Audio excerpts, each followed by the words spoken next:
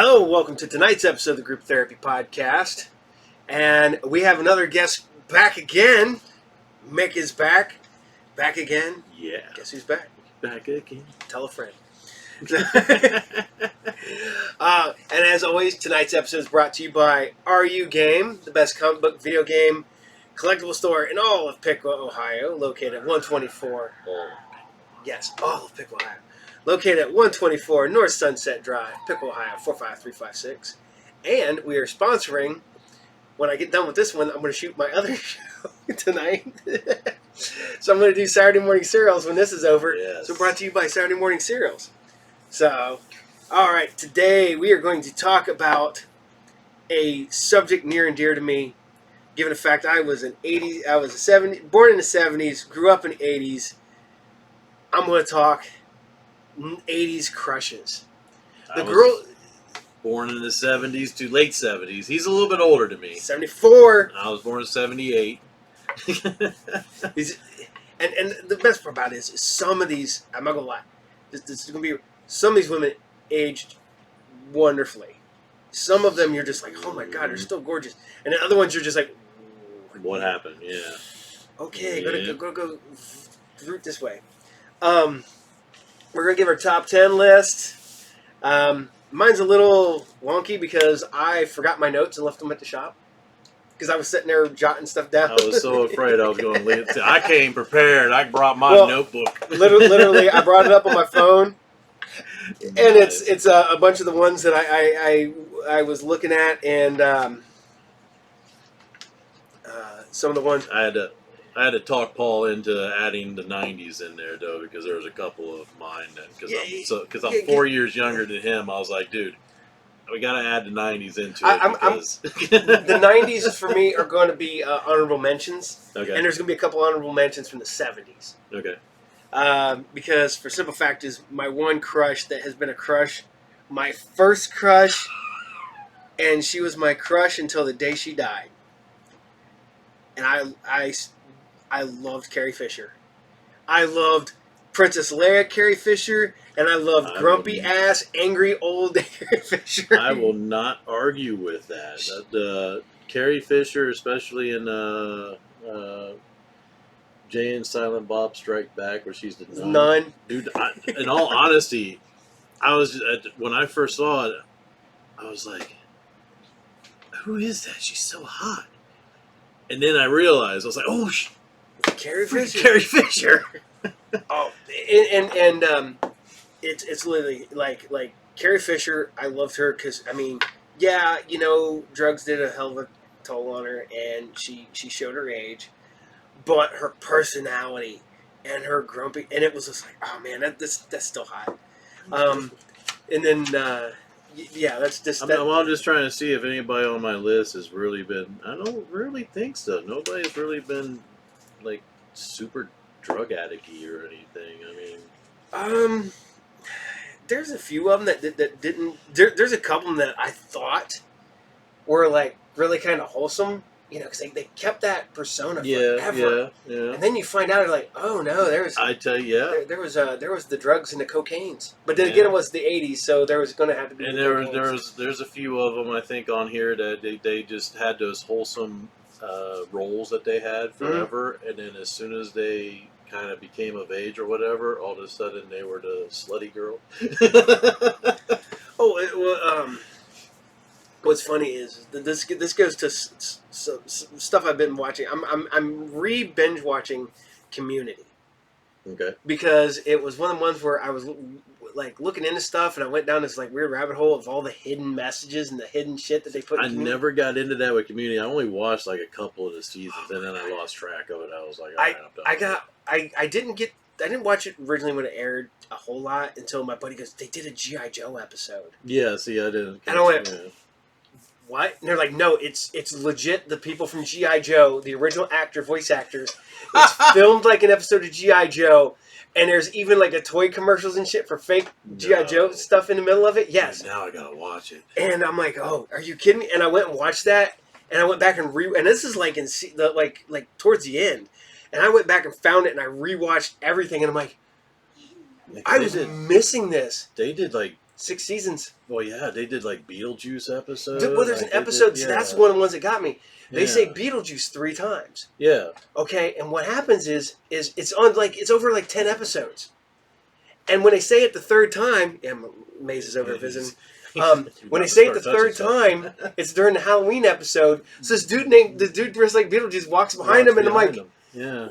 And there's an episode where you look on the chalkboard behind him, and it says 6 seasons in a movie. And you got to check all the little stuff, and I'm like, but one of the fun things I want is you get Britta and Annie, and Britta is the hot blonde girl at the beginning that basically starts everything because Joel McHale his character goes after her, and that's how everything starts. Well, Annie's the young, fresh out of high school girl, so she's the really hot, jailbait girl, and except for her and Britta are 3 months apart. So but the funny part about it is Gillian, the girl who plays Britta, plays a drunken, smokes weed, drinks all the time. Yeah. But in real life, she's like this really big teetotaler. She doesn't do anything. It's one of the ones where the character is so far away from the actor, and it's so funny, and that's what's kind of funny about some of the stuff that the one that got me the other day was she made the list, and she's going to be in my list, but I'll talk about her later because she popped up on a show I've been watching. So nice. Yeah. All right, we want to start with the guidelines that we originally set for this was our 80s crushes from 80 to 89, but Mick's, he would have been 2 in 80. Yeah, exactly. So, I mean, I have some crushes that, they were, born in 1968. Oh, yeah. You know, and obviously, by the time they were in the 80s, they were teenagers. Yeah. But I did watch 80s movies. I watched 80s movies in the 80s and in the 90s. I watched 80s movies, so I ended up having these crushes. But I told Paul, I was like, "No, dude, my number one, her first movie was in the 90s." I was like, "Well, first movie was at 88, but she was 5 or 6, So I was like, you get the movie that I remember that she was in was definitely in the 90s when I fell in love with her, and I was like, dude, we got to add the 90s to this. Yeah. There's a couple of them in the 90s that I was just like, we got to definitely add the 90s. So what I'm saying is that my honorable mentions will pretty much be from the 70s. Because like I said, I put Carrie Fisher out there, Princess Leia. Literally my first crush, and I've crushed on that woman my entire life. And she if you would have looked at top 10 crushes of all time, not the 80s, it would have been Carrie Fisher right at the top. And believe me, this was hard. I tried to kind of think outside the box a little bit because I was thinking that you're definitely going to be a lot of 80s and stuff like that. So I was trying to think outside the box just a little bit with some of mine. And this was really hard because again, you mentioned Carrie Fisher. Now I'm thinking, man, again, Carrie Fisher was another one of my first crushes ever. Because Star Wars, dude. I grew up as a Star Wars kid. I remember legitimately, I couldn't tell you how old I was. I had to be little, and I found her picture in the newspaper. And I cut it out, and it went on my little bulletin board I had in my room, with next to my Kiss posters. Yep. And think about this: when were the movies made for Star Wars? Star Wars 77, 79. I wasn't even born. 79. I was only 1 year old. 80. And then when was the third one? 83. So it was 77, 80, and 83. I was 5. All right. So the first time I saw Carrie Fisher that I remember, she was wearing the gold bikini. The gold bikini. See, I was 9. Even though I was 5, I was still very aware of what she was wearing. and I do got to put one honorable mention that is from the 80s, but she's not a real person. Oh, I didn't even think of that. Man, I got some cartoon crushes, man. I didn't even think of that. Probably second only to Carrie Fisher. And that is the Baroness from G.I. Joe. I knew you were going to say that, man. Dude, I didn't even think about that. Even my son's like, man, he goes, that was, he goes, did you know when you were a kid that she was, supposed to, I was like. You want to do a cartoon episode where we talk about our cartoon crushes? Cartoon crushes? Dude, you're going to start getting into, that's a lot of anime and a lot of. I know. Oh my God. But no, she's going to be my honorable mention, at least on this. Chitara. Oh my God. Chicago Comic-Con, or C2E2. I'm sitting there, I can walk around the corner, and this woman could walk around in the full Chitara. And you're just like, yep, that still works. Yep. Yeah. That's what great is about Comic-Con is these actual real women are now putting on outfits and trying to emulate the cartoon character, and you're just like, what's really funny is I'm still attracted to that. Seeing some of them, because I've met a lot of cosplayers over the years, and some of them are funny because some of them look nothing. Yeah, but and the magic of makeup. Oh, lots of makeup. Whew. There's the one. Boom. You see? There you boom, go. boom. There we go. That is real life Baroness. Yep, that is that just cemented that crush that you had back in the 80s and made you feel okay about having a crush with a cartoon. But yeah, but like I said, my son even looked at me. He goes, did you guys know? And I was like, I remembered when I realized what it was. Because you're like, okay, she's just an evil, and then you're just like, oh no, she's a dominatrix, like out and out leather high boots. Dude, cartoons are.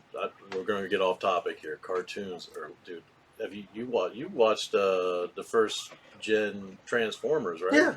Dude, like one of the very first episodes, there's one scene where Spike gets thrown over a rock. All right, and then Bumblebee pops up behind him, and Bumblebee's like this, and Spike is like, oh yeah. They put little jokes and stuff in a lot of stuff. It totally looks like Bumblebee is just ramming Spike. But, oh my God, we all right, but yeah, like I said, that's another one of my honorable mentions is a cartoon character. So we want to start with the honorable mentions. Yeah, we'll start with the honorable mentions. What do you want to do? You want to move into the guy crushes and then go into top 10? Yeah. Right, it's Pride Month, people. Yeah, we're going to talk about guy crushes too. Yeah, okay? I am totally man crushes with my yeah, me too. And believe me, I've had 3 of them for a while. One of them scares the shit out of me. All right, I'm just saying. All right, so let's go ahead and get. I'm going to say one of my first honorable mentions is Jamie Gertz. Oh, we talked about her Jamie Gertz. Yes, the other week. She's star from freaking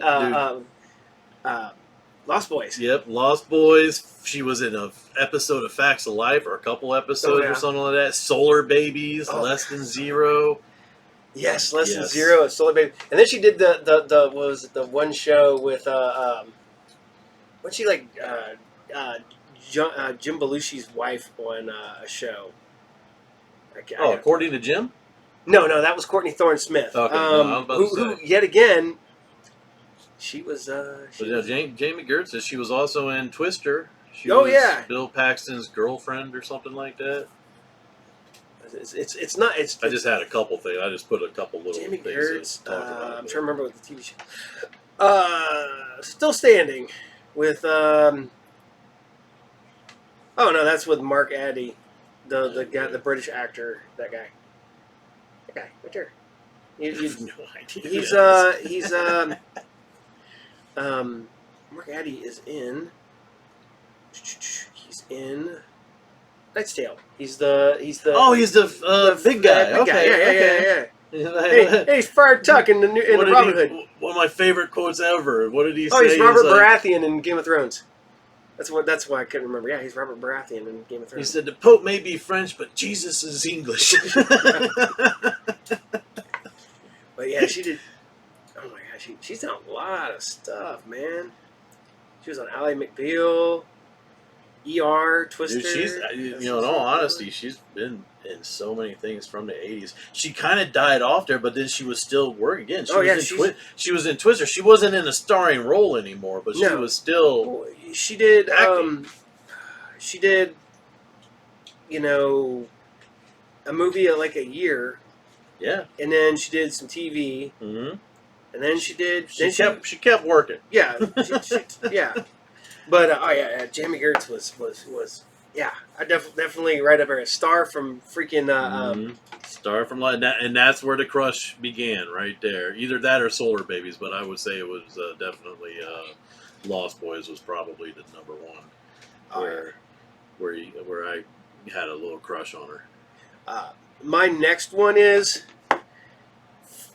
right up there with Carrie Fisher, and this is from the 70s to now. God, this woman's still gorgeous. I don't care. And that is Linda Carter, Wonder Woman. Yes. That woman has just stopped aging. I mean, yeah, I know there's plastic surgery done. I'm not stupid, but it's holy crap.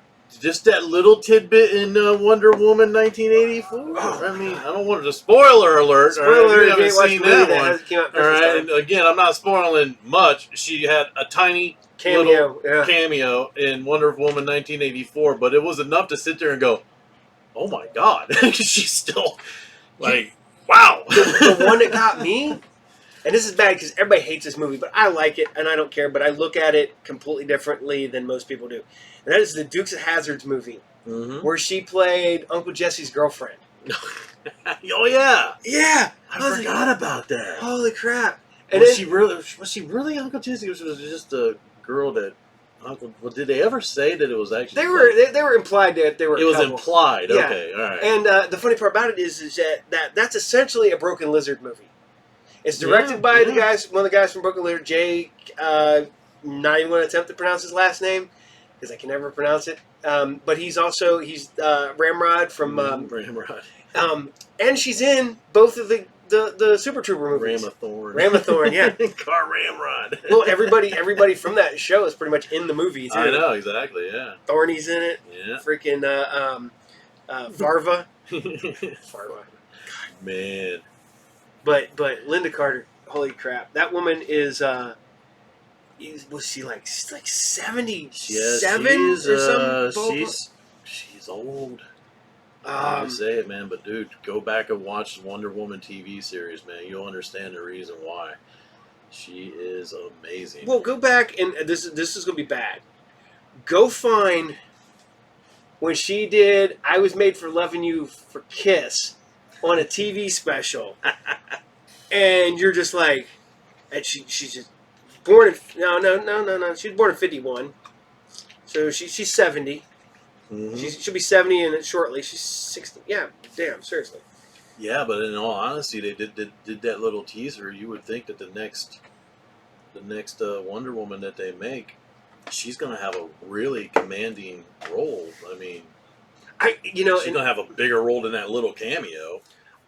She's gonna be running around. I wanted her to be Hippolyta so bad, and I got what they did, whatever. But man, I wanted her to be Hippolyta.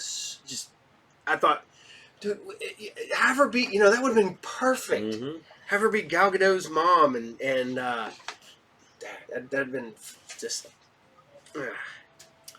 Yep. All right. What's your next one? All right. Well, my next one is from the '90s. Elijah Dushku. Dude, I'm a huge fan. Again, True Lies was where the crush happened because she was a cute. I don't even remember 14, 15 year old. You guys would have both been around the same age. We're literally about. I didn't write down on my top 10. I wrote down like when they were born and stuff like that. Here for the honorable mentions, I just wrote down True Lies and also Buffy the Vampire Slayer. I'm a huge, and you'll find out because one of my top 10 is December 30th, 1980. Yep, see, so she's the same, 2 years younger than me. Yep. But yeah, Buffy the Vampire Slayer, that's where it's really, caught on with her in True Lies. Actually, I saw Buffy the Vampire Slayer, the TV show first, And then I went back and watched True Lies, and I was like, oh my God, that's Eliza Dushku. Well, a lot of people didn't even realize that was Eliza Dushku. Because, I mean, she was, you know, she was almost, I hate to say it, I mean, she was very, you know, not the girl she ends up being later on. But then that's not being a bad way or any way, shape, or form. But, oh my God. I loved her in freaking Bring It On. Yep. And I loved her in I love when she does cartoon voiceover work too. So, oh yeah, she was the voice of Ruby Malone in Wet, the video game. That's why I forgot she did that too.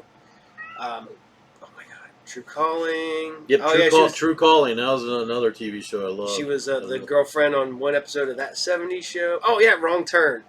Yep, she was in Wrong Turn. She was the final girl. Oh, and New Guy.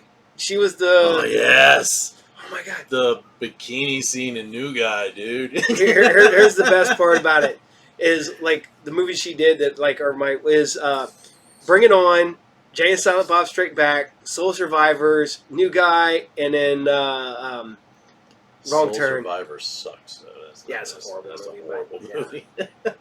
But she's good in it. Oh, but New Guy, man. Who's the bitch now? Dude.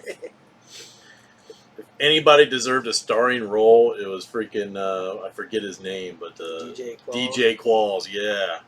Dude, I love him. Anything that guy does, I love. He was in that new zombie TV show a few years back. What was that called? Was it Zombie Nation? I think so. Yeah. Was it sci-fi? Yeah, the one. Yeah, it was a sci-fi, like I real cheesy, but he was like just this guy that was on the radio. I liked him when he was on Supernatural. That was as the reoccurring shitty hunter. Mm-hmm. Yep. All right. My next one is yet again from the 70s. Aaron Gray. Aaron Gray.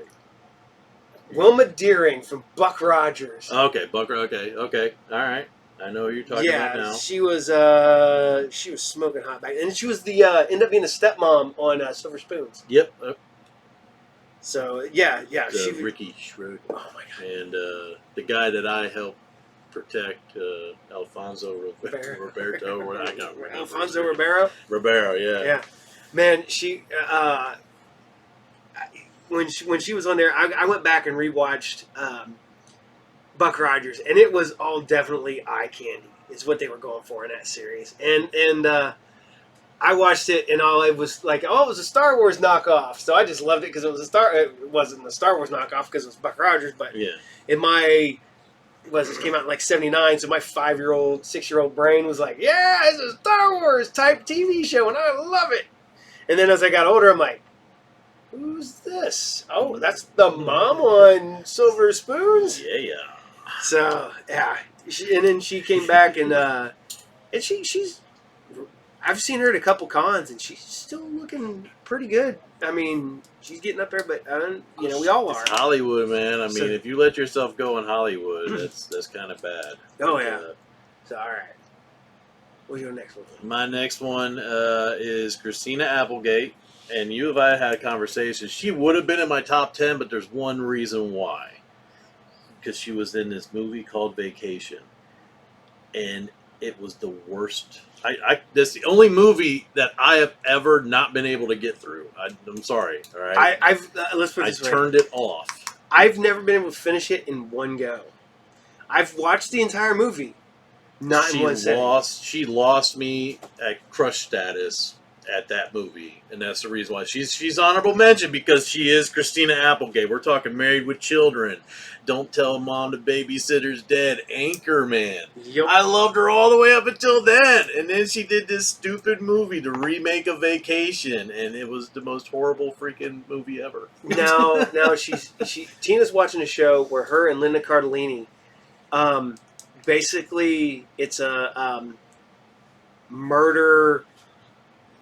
Like it's a show on Netflix. I don't want to give much away, but they're in it, and because I haven't watched it, so I don't want to give people. I've watched like an episode here, episode there, so I don't know the whole. But she does a great job on that, and that's post And that's great. I'll still Vacation. watch her. Yeah. But she lost. Like, I was so turned off by that movie. Yeah, I see. Like I said, I tried to watch it because everybody goes, "Oh, it's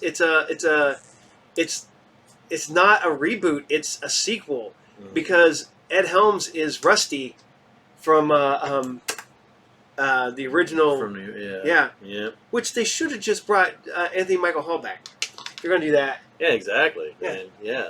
But then again, or even Ethan Embry from Vacation. Yeah. They brought him back a couple years later after the Christina Applegate Vacation. They brought him back for like some sort of, like, I don't remember what it was, a Subaru commercial or Cadillac commercial or something like that. They brought back Ethan Embry. Ethan Embry did the whole scene where he's driving or whatever, and then he looks over and the girl in the Ferrari or something like that. He's like, yeah, doing that. Dude, I was so happy about that. I was like, yeah. Oh man, it's. Oh yeah, Christina Applegate. I'm sorry. You went from top 10 to honorable mention because of that one freaking movie that you did. That's it. If you watch this show, that's the reason why, Christina. How dare you? This is gonna be my last honorable mention because I could probably do honorable mentions all day. Oh, I could do that too. Yeah, I got one more too. By the way, so. My last honorable mention is the Queen. It is Pam Grier. I should have put that on there too. Pam Grier was. I watched movies with her in it when I was way too young to be watching movies with her in it. Coffee and Foxy Brown and stuff like that. Yes. And oh my god, and all the way, because people gave her crap because she gained weight and stuff. I'm like, she's getting older, whatever. No. She gained good weight though. Come on, people. When she was playing Amanda Waller on Smallville, when she was in John Carpenter's Ghost of Mars, as Yep, even Escape from L.A. Yeah, she's escaping L.A. Oh my god! But what's great is went to Horror Hound one year, and she was there, and I'm sitting there, and I can see her in the room signing autographs and stuff like that, and I'm sitting there, and I'm like, Tina's like, "What's the matter?" And I was like, "I don't know if I can meet her." And then she goes, "Why?" I was like, "Don't want to ruin it." I was like, "I don't want to ruin it, man." I was like, "If I go in there and she's a bitch, then I'm going to be pissed and it's going to kill it." Mm-hmm. And Tina's like, "Well," she goes, and I'm listening to people and I can hear stuff outside. I'm like, "Okay, everything seems to be cool." So I'm like, "All right, I'm going to risk it. I'm going to buy her book." I was planning on buying her book anyways. I'm just going to buy her book. And because the book was, I think a book and autograph was like $40. If I would have ordered the book online, it was $25, so $15 for the meat, whatever. So I'm like, all right. I go up there. I was like, yeah, I'd like the book, please. And I get up there, and I get her in the hands of the book. She, "Oh, you read the book?" I said, "No, I just bought it. I'm gonna read it when I get home." So I'm like, "Oh, thank you." And I was like, this is before everybody started making everybody pay for the picture stuff. Like, "Can I get a picture taken?" And she's like, "Oh yes, quick! Come over here and get a picture, honey." And stuff like that. And then we're sitting there, and Tina's sitting there. She takes a picture, and Tina goes, "Can I get?" She goes, "Can I get a picture?" And she's like, "Honey, get your ass on over here and get a picture." You see that right there cemented everything that he had ever wanted out of Pam Grier. She is still to this day. My one buddy, he posts all this stuff about Pam Grier. I'm like, "What, this?" And I have a picture of me and her together. I'm like, "Yeah, me and Pam Grier. Whatever." That is right. And she, oh my god, she's super cool. I would meet her again, no problem. She's a blast. I mean, I only talked to her for 5 minutes, maybe at the most, but she made those 5 minutes really count. And a lot of people just do that whole autograph. There you go. Yep, and that's it. That's what you get. And it's like, no, she did that, and legitimately made my day. I had met one of my other crushes, but she'll come later. Okay. Well, technically two of my crushes that day. But that's my last of my honorable mentions. My number two. There's no order to this except for my top three. My number two, I got a little story because I had a chance to meet her, and because I'm a dumbass. This guy right here, I'll fully admit I'm a dumbass. Didn't get to meet her. But anyways, my last is E.G. Daily. I don't know if you remember. Elizabeth Daly. How about Dottie from Pee-wee's Big Adventure? Oh, god dang. Yeah. And she was just on. Was it? Well, she's been in. So she was in. She was always the background girl, but I don't know why. The first time I remember seeing her was Valley Girl, dude. Right? She was always the friend of the main character. So in Valley Girl, friend of the main character. Better Off Dead, friend of the main character. Like she was never really the hot girl. But for me, she was always that cute girl next door. She was always the hot girl. I don't know why. And then Pee-wee's Big Adventure just cemented it because I've been in love with Dottie forever. Well, what's funny is she's in Devil's Rejects. She's in Devil's Rejects. She's Buttercup on freaking Powerpuff Girls. She's voice actress. She has done everything. She's I don't know what the Rugrats name is, but she's one of the Rugrats. She's almost all of them. She's Tommy. Yeah. She's Susie. She's phenomenal voice actress. That she does a lot of voice work. Yep. Oh my god! But this is funny because when you said that, me and Tina were watching a movie with one of my other 80s crushes in it. Streets of Fire. Okay. Yep. She was the where is it? She was Baby Doll. And Tina's like, why does that girl look and sound so familiar? And then she looks it up and she's like, oh my god, it's Buttercup. Yep. It's and we're like, oh my god, this is great. And we were talking about Jamie Gertz, working, not actually being like the star anymore, but she kept on working constantly throughout the years. Same thing with E.G. Daly. She found her niche. She just being a voice actress. But then again, Rob Zombie brought her back for freaking. When I saw her in The Devil's Rejects, I was like, yes. You know what's funny because we talk about she's still hot. Oh yeah. We talk about all these voiceover work people and stuff like this. This gets off topic just a minute. But on my last episode of Saturday Morning Serials, I talk about Robbie Wrist. Mm-hmm. Cousin Oliver. That kid has never stopped acting, or he does voiceover work on everything. And a lot of these people you think, oh man, they've dropped off the planet. Some of them have. But some of them, man, you go look at the IMDb page, it's like... Well, think about Mark Hamill. I mean, Mark Hamill for the longest freaking time was... You didn't see him. He wasn't making movies, big movies or anything else. He was doing a lot of voice work, though. He was doing B action movies, at best. Yeah. Well, he did one of my favorite, The Guyver. Love that, and everybody thinks he's gonna be the main actor, and he's not. He's just a detective that in the movie The Guyver. Exactly. But he kept on working and kept on working, and now people know him as the Joker on the Batman. Oh yeah. When you find your little niche, that's. Well, the funny part about it is he was a voiceover actor almost from day one. Oh yeah, I mean he did Wizards. Yeah, and that was, I think that came out the same year as Star Wars, and he was in Corvette Summer, which people forgot. Corvette Summer, with Annie Potts. Yep, that's man, dude, we need to go home. Sorry, you got to go back. Annie Potts and just one nope. Annie Potts. Oh, I forgot about Annie Potts. Annie Potts was okay. Honorable mention, Annie Potts. Annie Potts. Yep. All right, those were our honorable mentions. We're going to go into man crushes. Yeah, everybody's got. I don't care who you are. There's a man crush. You could be the manly dude. Look at me, man. I was in the Marines. All right, and I'm telling you what, there are a couple of guys that I'd be like, man, if that guy ever came up to me and said, Mike, I want to do you and have lots and lots of sex with you, I'd be like, okay. mine is that and I'm gonna start here right now.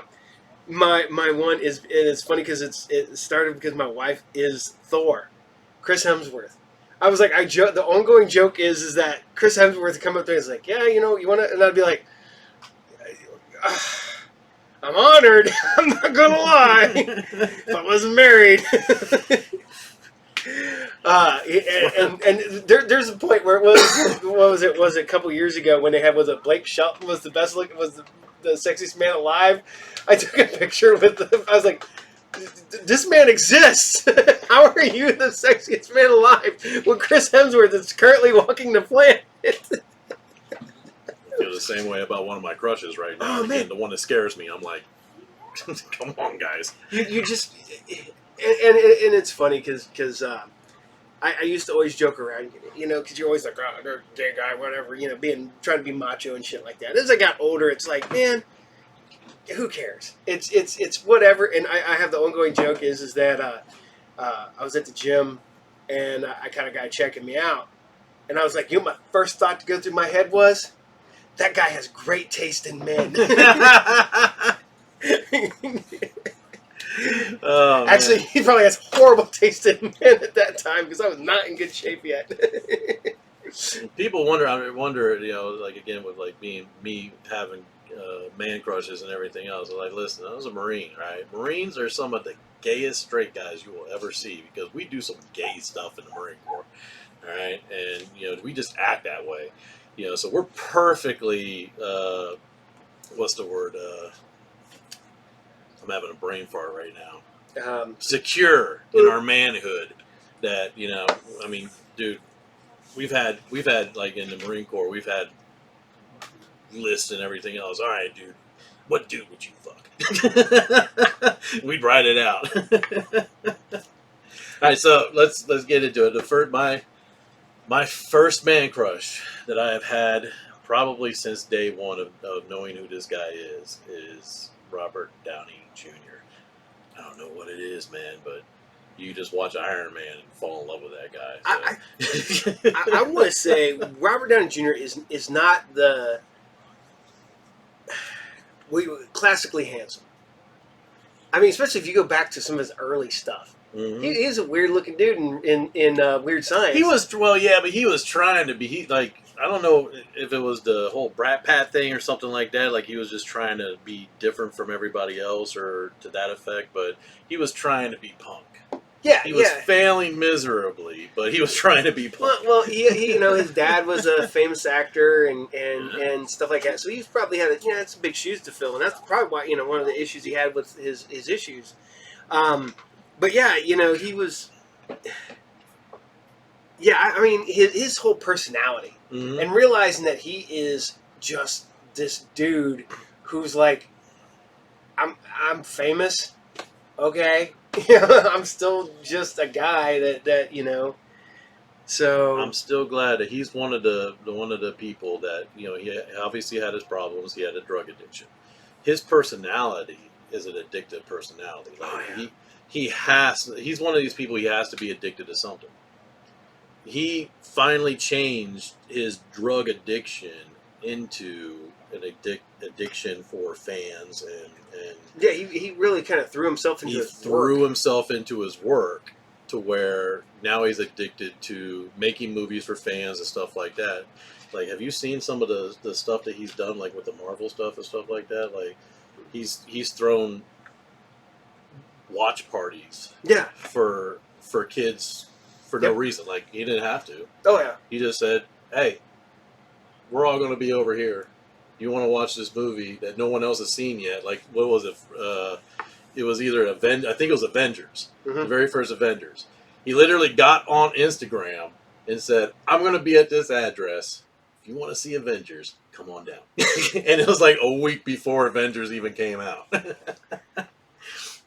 Well, yeah, like I said, he's got a very just. Even when he was at like his worst, you still were like, he's a good guy. He's just doing some stupid shit, that I get it. I mean, he had a lot to, again, he had big shoes to fill, and you can understand. But I'm glad that he's gotten to that point that he's like, you know what? He's addicted to life now. He's addicted to like again, he's got to be addicted to something no matter what. He finally figured out that he doesn't have to be addicted to drugs. He can be addicted to other things that are good. He's addicted to being a parent, and a husband, all that stuff. I mean, that's great. When you can find, I hate to say that, that's what happened to me, man. When I'm like, I love being a dad, mm-hmm. and that's one thing I never thought I would love to be, and I love being a dad. So, all right, my Vince, would you just knock over? Speaking of dads and stuff, Vince is over here chilling out on the couch watching Secret Life of Pets. What are you watching, 1 or 2? 1. 1, okay. So, my second one is the god of Hong Kong action movies. That is Chow Yun-fat. Really? Dude, he is just cool. You should look. You put cool in your phone, and it's just a picture of Chow Yun-fat. Chow Yun-fat looking at you. When he walks in freaking with the sunglasses and the suit and the matchstick sticking out, and he's like, he's like, oh my god, that is just he is. I mean, the fact is, when it comes down to it, that dude is just cool, like personification. Just, and now he made all this money in China too, and this is another reason why. Is he took and he had millions upon millions. He's like, you know what? I'm Buddhist. Y'all can have that money, and just gave it to people. And he went, and he's still like a millionaire. Mm-hmm. Don't get me wrong, he didn't give it all away, but he lives comfortably. He has a nice little house. But you're just like Keanu Reeves. Yeah. I mean, in all honesty, Keanu Reeves doesn't live in a mansion. Nope. He lives in Hollywood Hills. Yep. But he lives in like really a modest house in the Hollywood Hills. Yep. It's not a mansion. So the only thing he's got that it probably isn't modest is his motorcycle garage. Yeah, but also you got to understand though too. He has a motorcycle business. Yeah. Yep, so he has to be riding these bikes and everything else. Oh, but one of the things is though that he's uninsurable. Yep. Because he continues to ride these bikes that these insurance companies are like, yeah, you're doing this action movie, we're not going to insure. He has to insure himself. He has to make sure that he's got enough money to cover if he gets hurt or whatever, and he does. But he gives away again. What did he do with the Matrix? He gave it to the people because the Matrix movies bankrupted. Was it 3 special effects companies because they were all working? I thought it was his sister. I thought he I know that he gave a shit ton of money to the special effects people that did the movies because basically they had to put every other project they had on hold just to do the Matrix. Okay. I just remembered a story about his sister had cancer, and I don't know which Matrix it was, but at least one of the Matrixes, he took his entire salary and donated it to cancer research or something like that. Oh yeah. See, and that's just it, man. Realistically, Keanu Reeves is probably like number 4 on my. But Chow Yun-fat, like I said, dude is just cool. I mean, the moment I watched Hard Boiled for the first time in like 90, watching him in that movie, and he's doing the gun fu shit, and he's just like. Dude, that guy is awesome, and it's one of the ones where I may not be attracted to him like physically, but man, that dude just is cool. He's just I don't know. It's just one of them ones like that. So, my second one, and is not far off from Robert Downey Jr. is these guys kind of, I don't know, they don't emulate each other, but they're kind of similar. All right, but I want to express this. I had this crush on him before I knew he was really gay, okay? Him being gay, it was a surprise to me. They didn't change a damn thing, all right? Neil Patrick Harris. God, can that guy do any wrong at all? Everything he touches is gold as far as I'm concerned. I don't think he's done anything bad. Dude, first off, Harold and Kumar Go to White Castle. Him playing himself as a character of himself. As an exaggerated character of himself was the most amazing freaking. He should give him an Oscar. Just give it to him.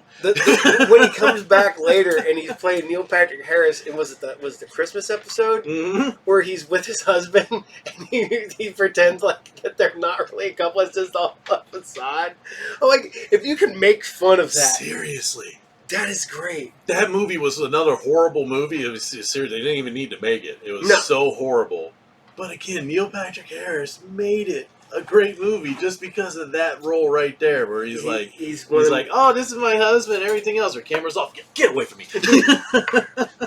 he's one of them dudes that we put into the classification that says if you put him in a movie, he's the best thing about a bad movie.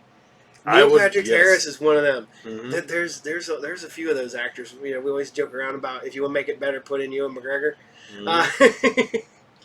All right, my last one is relatively recently in the grand scheme of things, and technically I've seen him before on another show, but it is Tom Ellis, Lucifer, from the what was Fox, now Netflix show.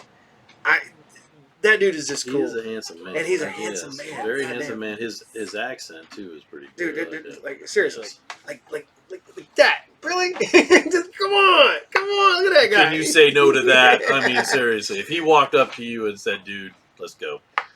Although I'm not gonna lie, he's the reason I've decided I'm going to get fit so I can wear a suit for my wife. There you go. Yeah. But yeah, that's what I want to do. I want to be able to wear that because of Tom Ellis. I want to be able to wear a suit for my wife because of Tom Ellis.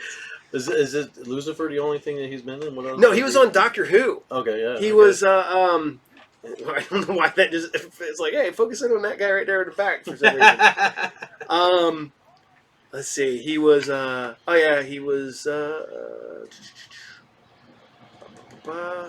he was Oscar Wilde on an episode of Family Guy. That's hilarious. God dang it. Oh yeah, he was Robin Hood in the one episode of Once Upon a Time. I can't remember what his character was in Doctor Who. Oh, he was on 4 episodes of Merlin, the TV series. Oh, yeah. He was in a few episodes of the Catherine Tate Show, which is always, always funny. He was Thomas Milligan. He was in one episode, but he was an important character in that one episode of Doctor Who. So, but yeah, he was the guy that was helping Martha find the gun but it was all a ploy so that the Doctor could get power. But yeah, he's done a ton of shit because he's English, so he's been in like all kinds of stuff and he sings in like almost every other episode of Lucifer, and he's a really good singer. There you go. And they just did the musical. I just watched the musical episode of this season. And what's up, bud? Oh, go play, kid. You gonna say hi? No. Everybody needs a 10-year-old that gets into trouble.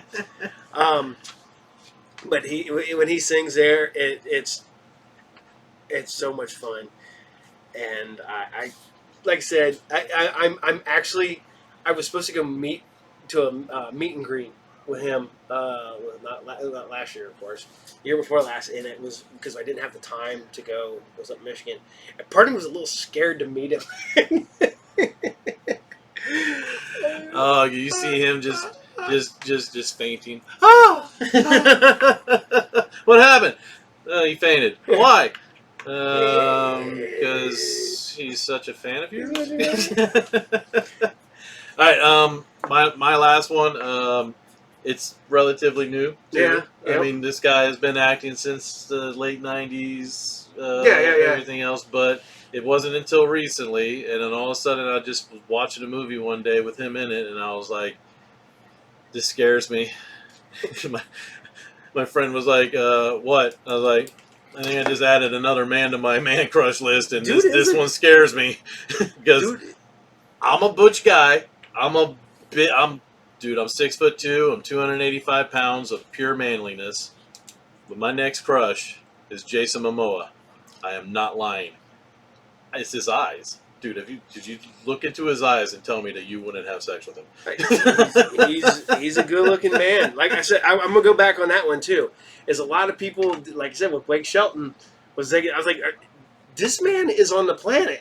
Dude, That's what I was going to say too. Is like again, you're talking about freaking Jason Momoa exists. Yes. Why is Blake Shelton? Why isn't he sexiest man of the year every fucking year? I get they can't be over and over and over again, but I mean, come on. I got all hot and bothered out of that one. Look at that. Whew. Jason Momoa, man, I tell you, and again, it was the Bad Batch movie with it's got the little cameo with Jim Carrey in it, which Jim Carrey is freaking amazing in it. What else has he been in? Frontier. He's always in these like manly movies and everything. But it was Bullet to the Head. I think it was the one I was watching. Oh, I was just with him and I was just like, man, that is a good looking dude. Yeah, what was funny is that I was sitting there and when he started getting famous, I was like, the guy from Baywatch. Yeah. The guy. Then he ended up being, was it Rowan on Stargate Atlantis? Yeah, Stargate Atlantis. And that's when really people started noticing him, and you're just like, okay. And that scar on his eye, legit bar fight. He got that scar in a freaking bar fight, and it works for him now. I got a scar through my eyebrow too, but mine's from when I was learning how to walk and I took a faceplant into a sort of a corner of a coffee table. Yeah, all my scars got stories too. Really good stories that were probably not really good at all. Probably I got one, but it's really hard to see. But it's down here. It's where my son tried to poke my eye out with a stick, and he swung around. I was like, "Joe, put that down!" Swack! And it catches me right in the eye. Yeah, scar right there. You know what that's from? Huh?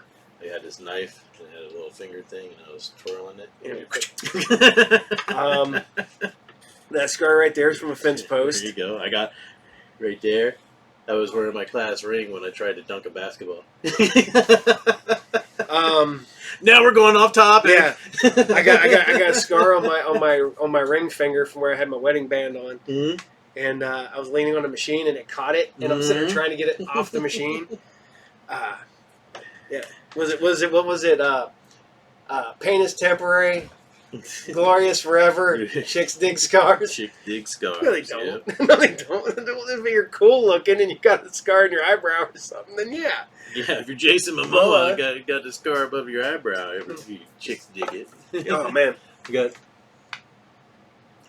you see it? Yeah, you got. Let's see your facial hair. That's about it. I got a big scar right here. You know what that's from? Playing football.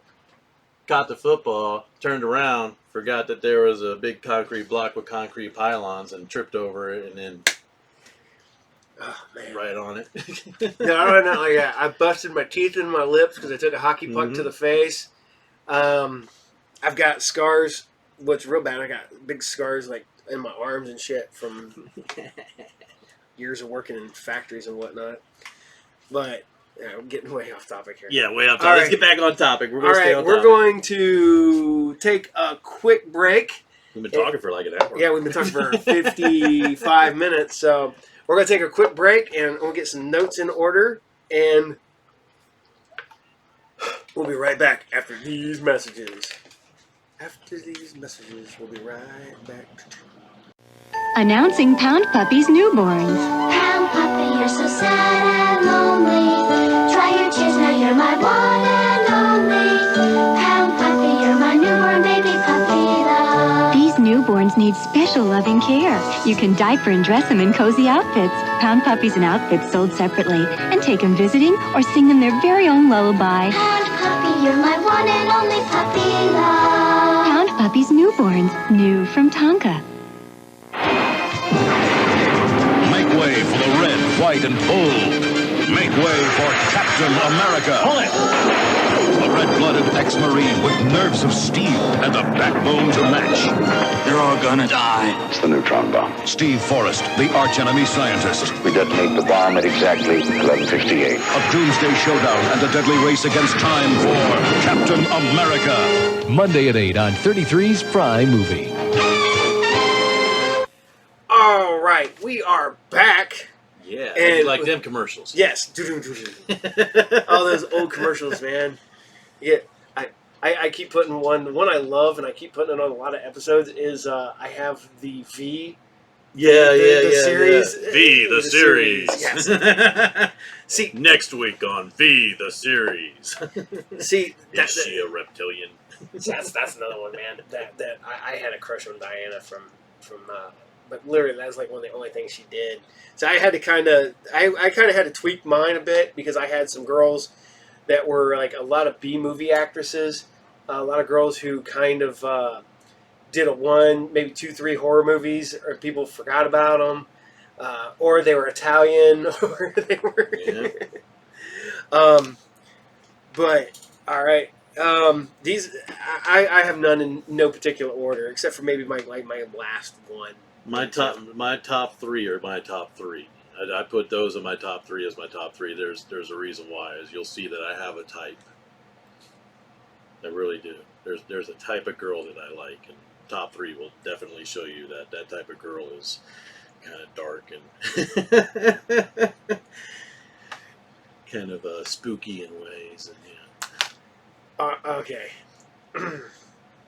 And then the worst part about it, I know we're both going to have some of the same. I think we both have a couple of the same ones on here. So I'm actually kind of tweaking mine a little bit. Okay, that's fine, dude. That's going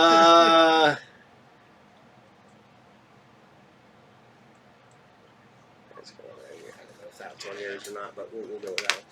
All right. I know this one's probably on there because this one's like, yeah, there she is.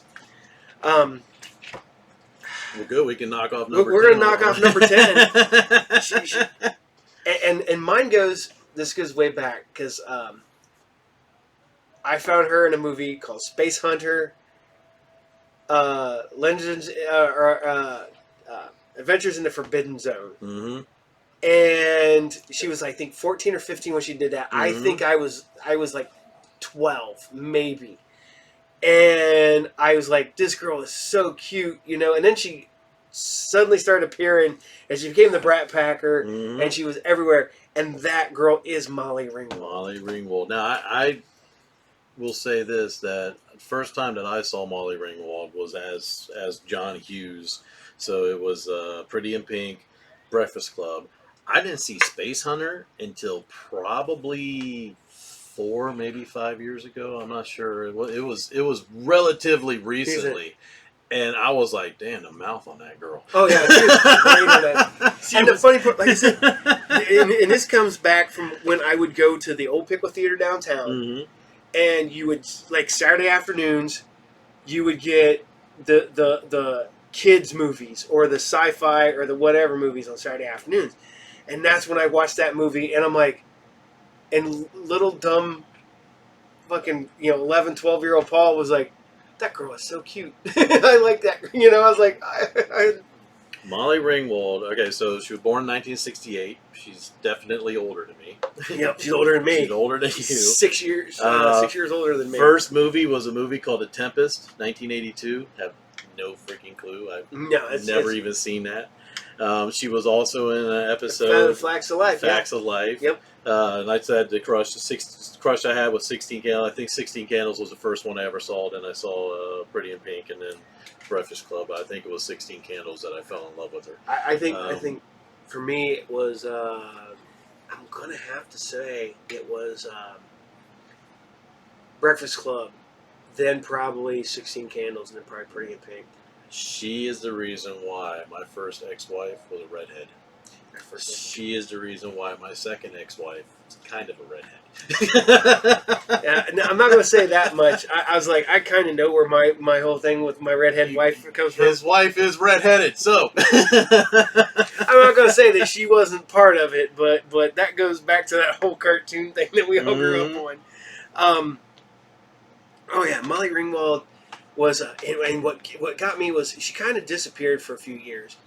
And of all things that really got me, like, goddamn, she's still gorgeous. Was she did Cabaret, and I watched it, and I'm not a big musical fan. I've taken my wife to go see Cabaret down at La Comedia.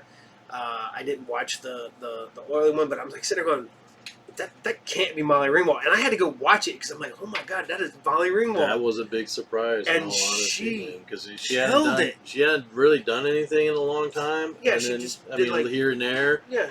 And then all of a sudden she's in Cavalry, and it's like, wow. Yeah, she killed it back then. Yeah, she did a small cameo in Not Another Teen Movie. Oh yeah, that was great. Yeah, the whole the whole part where she's like, "You're not gonna fall for that." And she's like, "Why? Have you heard this before?" It's like, "Duh." I love that fact that Not Another Teen Movie spawned what now hugely famous actor.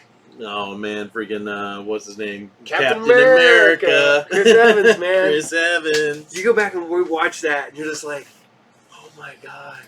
That was, in all honesty, Not Another Teen Movie was one of the last spoof movies that I really enjoyed. I don't think there's any other spoof movie that's come out recently. Not Another Teen Movie was like the pinnacle of it, and then of course they did like the disaster movie, the epic movie. Those were horrible. Yeah, I got free tickets to go see one of those, mm-hmm. and I felt like I was ripped off. Mm-hmm. But all right, what's your next one? Okay, my next one is, again, no particular order, just right now. Mary Stuart Masterson, and again, born 1966. Her first movie was A Stepford Wives in 1975. I don't even remember. I mean, I own a Stepford Wives on DVD. She was literally 9 years old, so she was a kid in that or something like that. Where I got the crush at was Some Kind of Wonderful. She played Watts. And here's the thing, okay? A lot of my crushes are the outcast, the oddball, the one that didn't fit in. Like, again, even Molly Ringwald in Pretty in Pink, she wasn't the popular girl. I'd never been really attracted to the popular girl. I'm always attracted to that kind of geeky, goth, outcast kind of girl. So Mary Stuart Masterson, Watts, she was a tomboy. She played the drums. Just take my heart right now. Just rip it out. All right. My next one, and some people probably do this, but this is not, like I said, no particular order. Phoebe Cates from Gremlins. And everybody goes, you know, the Fast Times at Ridgemont High, the bathing suit. But man, I didn't see Fast Times at Ridgemont High. I fell in love with her in Gremlins. Because, man, when she was the cute girl next door, and when she does the whole scene about her... Little bit psycho, though. little dark. A little dark. And then she, you know, she did... They did the parody of that on Gremlins 2, where she started talking about it. Yep. Well, you know, she was in Bright Lights, Big City with Michael J. Fox. Yep. Gremlins 2, which is... God, it's just great. That movie is so underrated. Mind you, we're getting into the 90s, but barely. But her and Drop Dead Fred. I loved her in Drop Dead Fred. I just now realized that was her. Yeah. Yes. And she was so good. And she just kind of retired. She did stuff 91, 93, 94, and then retired till Lego Dimensions. That bob haircut, too, was it was definitely... probably, but I was not a fan of the bob haircut, but man, she worked for her, man.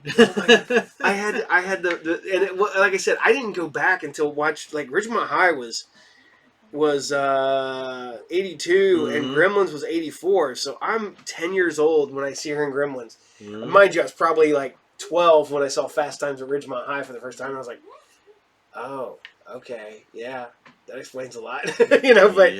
But Phoebe Cates is I think that she was such an underrated, because she was cute, she was funny, and she had like really good timing. You go back and watch those movies, and like especially Gremlins and Gremlins 2 and Drop Dead Fred. I mean, for somebody technically who's really young, relatively young, she was 63, mind you. In 91 she was 28, but so she wasn't really young. But in 84, you know, she was in her early 20s. But she had really good comedic timing, and she was funny, and she was, but yeah, Phoebe Cates was right there, and she is my currently number 8, even though I don't count that, so whatever. She's on the list. she's currently number 8, but I don't Yeah. count.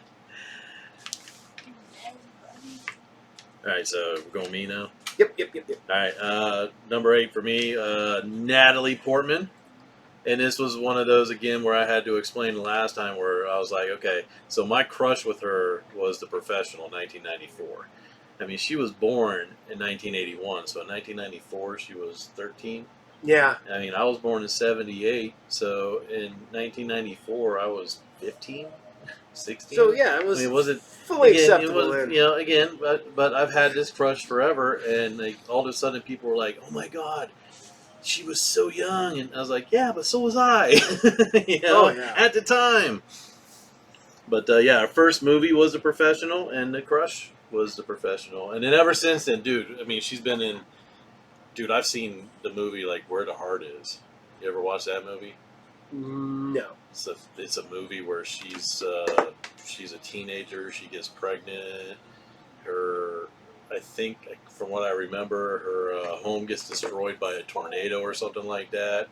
I think she lives in a Walmart or something like that for a while, inside a Walmart, and then finally things come together and she ends up building this house or something to that effect. I can't remember the whole thing, but I mean, I think I know which one you're talking about, because I think that was the one they made a big deal about, because then she like work at like Walmart. Yeah, yeah, and she like worked. She actually went to work at a Walmart to learn how to work at a Walmart. Okay. I don't know about that. Yeah, I think that's the one they made. I think she worked at a Walmart definitely, because I think she also lived in a Walmart in the movie. Yeah. So. But yeah, and you know, and then Padme. I mean, Queen Amidala, Padme. Yeah, Queen Padme. And then you know the worst part about it is V for Vendetta. V for Vendetta. She is still making great movies. She did Annihilation, and a lot of people did not like Annihilation, and because she plays this kind of, and I get the whole aspect of the movie, but I think she does a really good job in that movie, because she's supposed to play this like kind of distant, you know, because her marriage is falling apart and shit. And then her husband goes into the weird shimmer, and then she goes in and she comes out. She has done some movies that have been outside what you would think. Like again, she was in The Professional. She was she's kind of typecast as the I don't know. I want to say damsel in distress, but you know, even in Thor, I mean, she was. She was now she's going to be Jane Foster. Thor. She's Yeah, be the but I mean, but she's also done like Black Swan. You know, oh my God. Really, you know, like she stepped outside the box in a couple of movies, so that's always good. All right, my next one is, and this one's an oddball one, because a lot of people forget she started out as a child actress, and now, and the worst part about it, she's not that old, but they keep making her old in movies, because she is Superman's mom. And she is like 10 years younger than freaking Kevin Costner. But that is Diane Lane. I remember seeing her in Six Pack with freaking Kenny Rogers. And I was like, you know, because she was 84, she was 18, so she's 8 years older than me, or thereabout. And, you know, I remember seeing Six Pack when I was like 10. So I know that had been out for a while, but you know, she's a cute girl next door, and she's still an attractive woman, man. She has aged gracefully, Oh my God. And again, you know, she's not that old. Yeah, they love making her so much older on. I think it's because she's been in the business for so long That everybody thinks she's older than she actually and is. she's actually been in movies with older women. Like, wasn't she? What was the movie? Wasn't she in with like Meryl Streep or something like that? Like, Diane Lane, Meryl Streep, something about ex-wives or. Diane Lane is born in '65. She's legit younger than Phoebe Cates by 2 years. She did like Under the Tuscan Sun, but she was also in The Outsiders. Yep. But the one that I loved her in, and I still love this movie. And it's funny because I tell my wife I hate. Turn it down, bud. Vince, turn it down because we can't have that in the background.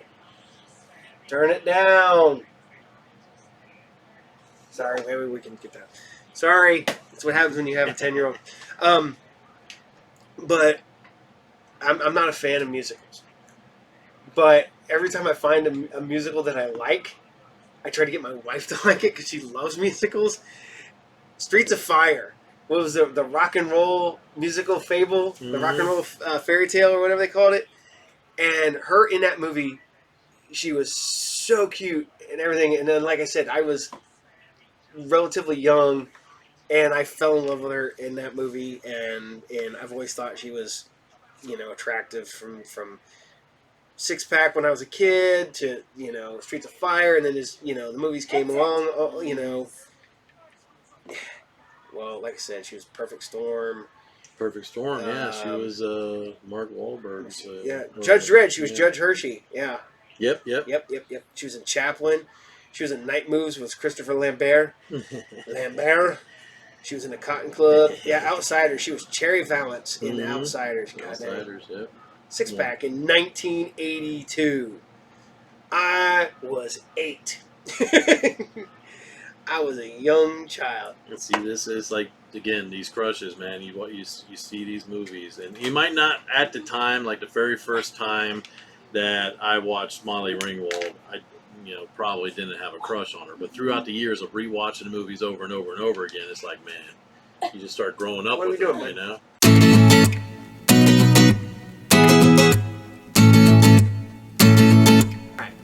And we're back. Sorry about that momentary interruption. We had to stop and help Vince find his earphones. So, and I completely just lost where we were at. Oh, we just got done talking about Diane Lane. Diane Lane, yep. Diane Lane, yes. And we were talking about how she was in a ton of stuff. Well, yeah, I mean, she's been acting for forever. Yep. And she's been constant with it, too. Again, she's Superman's mom now, you know? I mean, and she does it. She's a commanding presence on that movie. Yeah, because they love putting her with Kevin Costner because they just did that other movie together. Yeah. Well, I think, in all honesty, that's kind of like some of these other movies where you see the same actors and actresses star together. Mm-hmm. I think they've done a movie together before, and they were like, hey, you know what? We got good chemistry. Let's hook up and do another movie someplace else, and it just becomes magic. Just literally Hollywood magic. So, oh yeah. When you you don't want to work with somebody that you hate. There's literally a 10-year difference between Diane Lane and Kevin Costner. That's not bad. I mean, look how old they are. Again, I got a 10-year limit. All right, I'm 42 right now. I will not date anybody that's 31. 32, yes, not 31. I'm not gonna lie. We've had this discussion talking about looking for somebody. I was like, I wouldn't know. I've been with Tina for going on 30 years, and I wouldn't know what to do if I had to start all over again. I've had to. Believe me, you wouldn't want to. No, right? I don't. This is the reason why I'm single and I'm staying single. I refuse to date in this day and age. I've tried immensely, and it just it's not working. All right, what's your next one there? My next one is Allison Hannigan. Oh, I mean, is there any introduction that needs to be made with that? Born in 1974. Same age as this guy. Yeah, I think... Like this was another one where I said, oh, yeah, I got a crush on Allison Hannigan. Of course, in like 1990... when was Buffy the Vampire Slayer? 1997. Yeah. 1997, I was like 19, 20, and... she's playing a 15-year-old on Buffy the Vampire Slayer. People were like, "Oh, but she's 15." It's like, no, actually, she's older than I am. People, she's legit like 3 months older than me. Oh my God, yep. Oh, yeah, whoa! Born the same exact day as my ex-wife, March 24th, 1974. Yep. Well, not 74, but I love the fact that because she's Willow on Buffy the Vampire Slayer. She was Lily on freaking How I Met Your Mother. How I Met Your Mother. She was Michelle on American Pie. Which, Yep. But this is the best one. And this is a recent one. She is the mom on Kim Possible. Okay, now The live action version. Now I'm gonna have to watch Kim Possible. I read the first movie that she was in was My Stepmother. It was Stepmother is an Alien. Yep. Is that with the? With Seth Green. Seth Green was in it, but who was the dad? It's Kim Basinger's the stepmother. The dad, is that Dan Aykroyd? Not Dan Aykroyd. Is it Dan? Yes, Dan Aykroyd. Dan Aykroyd, yeah. God, that's Dan Aykroyd and John Lovitz. Yes, John Lovitz. That's the ticket. Seth Green. There he is. When they first met and became friends. And again, they've done a lot of stuff because she's been on Robot Chicken as a voiceover. Yep, she's done a lot of stuff with Seth Green. Oh yeah, she was in an episode of Roseanne. Yeah. A lot of like TV movies. Dead Man on Campus. Yep, and again, another redhead. Yep. Can I say? she went from being the cute girl next door to the hot mom. Because she's on Penn and Teller Fool Us. You know what I Buffy the Vampire Slayer. You know what my favorite episodes are? Bad Willow. Bad Willow, the vampire goth Willow. Just whenever she played bad. Yeah. So it wasn't just the evil witch. When she became the evil witch, that was so hot. Oh my god! Yeah. What was the meme that says "Never piss off a redhead in a sci-fi movie"? It's got her and Famke Janssen. Yep. Oh man, yeah, she's definitely, and to me, she's more of a I know it's bad because I know she goes way back for you with How I Met My Stepmother's an Alien in '88. For me, I really was the '90s, so she was a '90s crush. Again, that's another reason why I asked Paul to extend it to the '90s for me because, dude, it's. I mean, now that I think about it, you've named off some things. We had this conversation. I probably should have just called you up and talked to you about. Okay, so what crushes are you thinking of? Because I probably could have thought of a lot more '80s crushes, but at the time I was thinking, man. A lot of my crushes were in the '90s. Well, see, and that's fair. I mean, that's like I'm sitting here trying to think about some of mine. Put it back in the. There you go, bud. Was watching. I got like, and this is going to be my next one, and I'm kind of lumping this together, because it's music related. Okay. So, hold on a second. Vince, plug that in, because I can hear it over here. Turn it down. We're kind of in sync, though, because my next one is kind of music related. So I'm gonna count her. Okay. Because I'm gonna put her in here too. Okay. This is my in my thing is the 80s heavy metal chicks. The Lita Ford. Mm-hmm. Hey, quit, Vince. Doro Pesh from Warlock. The girls from freaking Vixen. Yep. Oh my god. I'm trying to think. I'm drawing a blank for some reason. The girls in the music videos, and like we're going to get to this one because she's on yours and she's on mine. That is Tawny Katane. And I classify those as the heavy metal. So that's going to be one, and I'm going to talk about another one here in a second. Oh, did you find them? We found him because he put it with the box with the PlayStation in it, or the Xbox. So, good job, bud. So, I mean, and it's bad. I don't care. They're making a big thing that like the 80s is coming back with the big hair and the same clothes and stuff. I'm like, yes, please, thank you. Yes. Please bring back that fashion. Yes. All right, the ripped jeans, but the ripped jeans that aren't like ripped all the way up to the crotch, just just the pockets up to the bottom of the pockets or up down, to the crack down of the bottom of the butt. Yeah, like just really tight leather skirts and stuff like that. Oh man, yes, the 1980s, that whole thing, man. The heavy metal girls, I still, and like I said, hey, if that comes back, I am yes. And yes, as in a world today, I think it's a little I guess it can be a little demeaning on some of these girls. you know, but also you had the ones that was empowered, like the ones from like the Cinderella videos and stuff like that, and Rat. But yeah, you got Tawny Katane, who is, you know, That's my number 6. yes. And everybody goes, "Oh, she's this White Snake girl." I was like, I remember seeing her in the Rat video, and she was on the cover of Rat. Well, even before all that, she was in a movie. She was in the Bachelor Party. Bachelor Party, 1984. Money Pit. Yep. She's in one of my wife's favorite horror movies. She was Hercules' wife. I just watched this the other day, and I was like, "It's a sign," because because she died. That's when I rethought about her, and I was like, she's got to be on my crush list. I kicked off Liv Tyler. I'm a huge Liv Tyler fan. I kicked off Liv Tyler off my list totally because I was like, Tawny Katane has to be on there somewhere. So I did that. But she was, again, the other day it was like, I don't know, freaking 2 weeks ago or something like that. I was watching Hercules: The Legend Continues with Kevin Sorbo.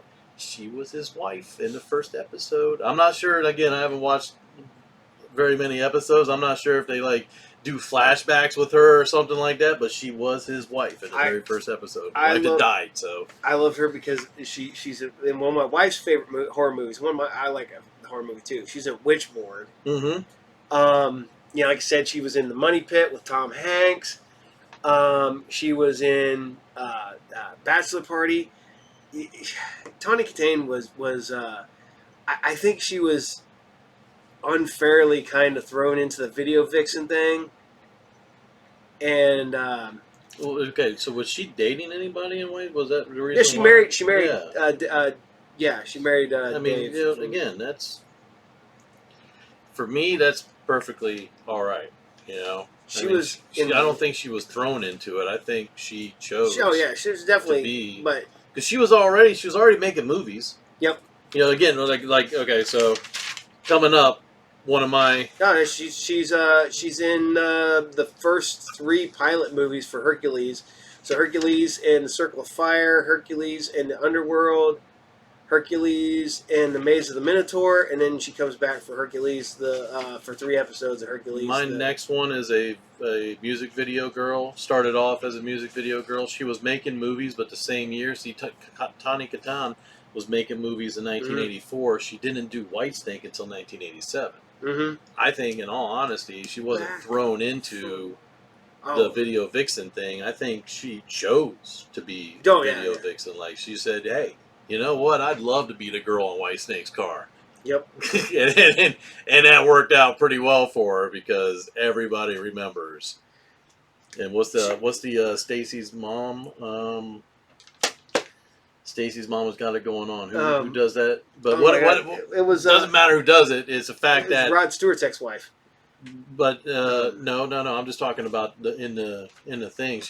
They talk about dancing in a tight mini skirt on top of Whitesnake's car. Everybody's going to remember that that's Tawny Katane. Yep. So with that, I'm going to lose my thing here, but. She was cemented into history because you know, and realistically, she only did a handful. Yeah, but she was a soap opera actress. She was on Santa Barbara. Yeah, see, but she made a great career. Oh yeah, she was on Seinfeld. She was on Married with Children. Mm-hmm. She was on Hercules. Yes, Married with Children. Everybody was on Married with Children. Yes.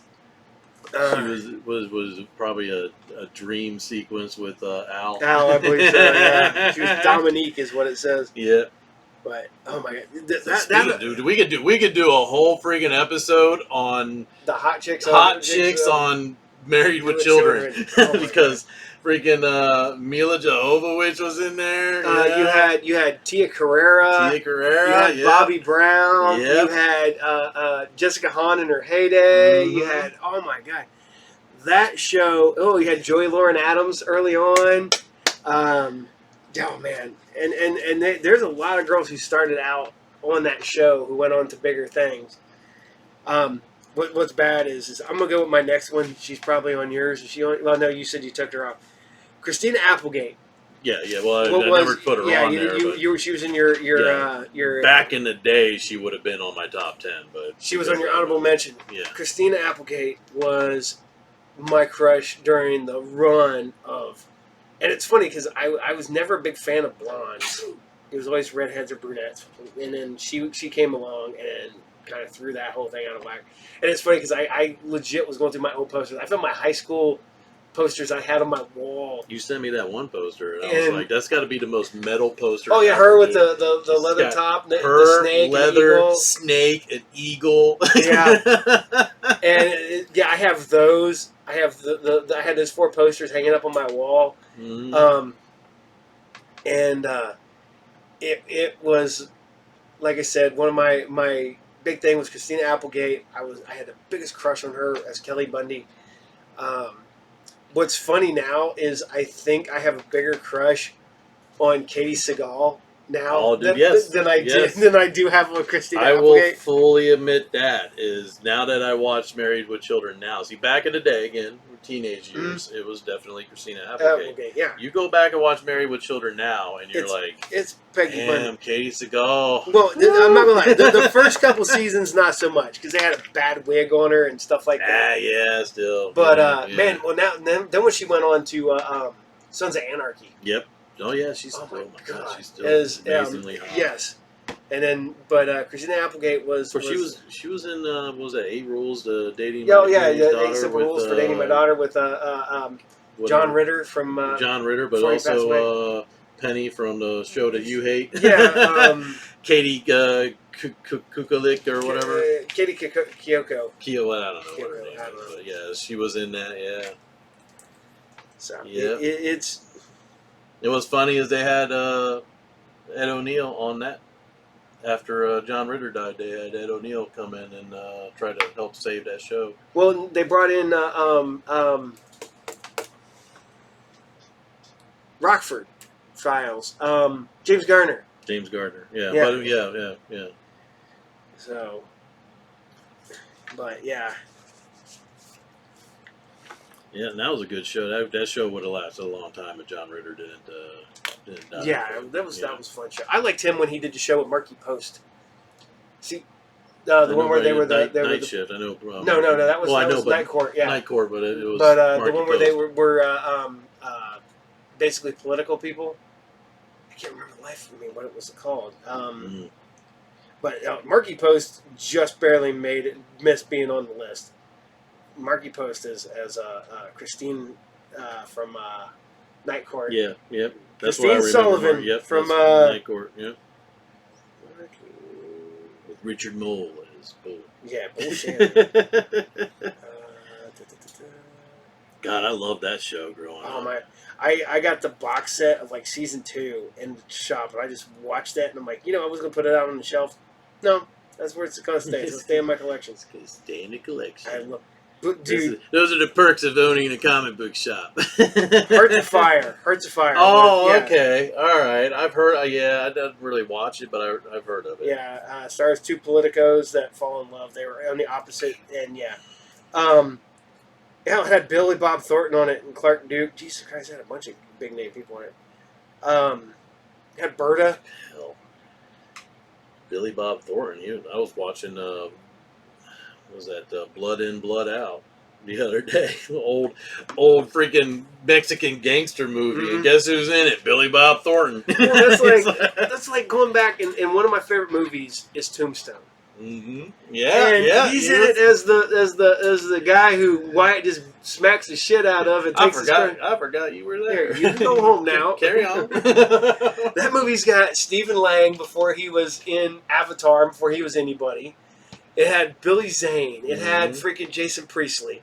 It had Powers Booth. It had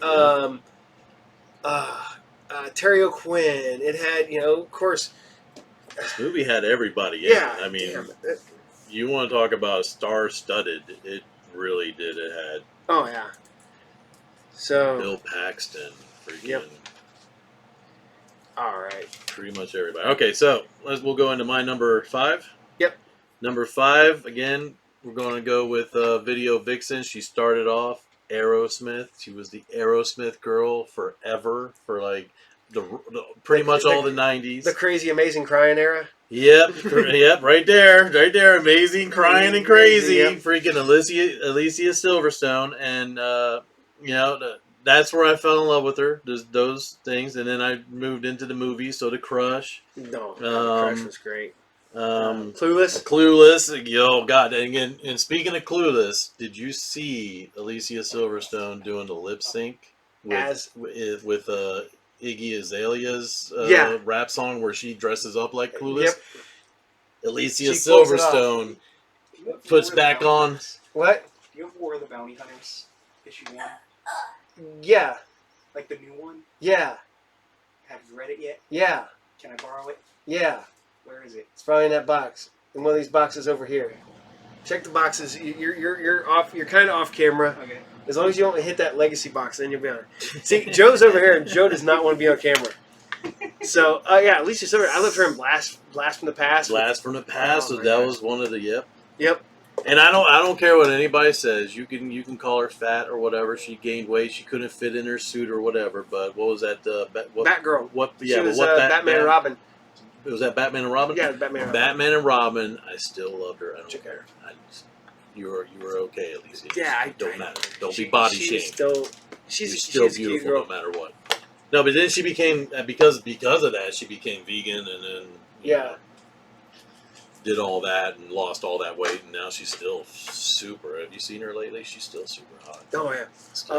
Okay, my next one is because she just had a birthday the other day, and I seen her when she was relatively young, but then again I was relatively young when them whole things.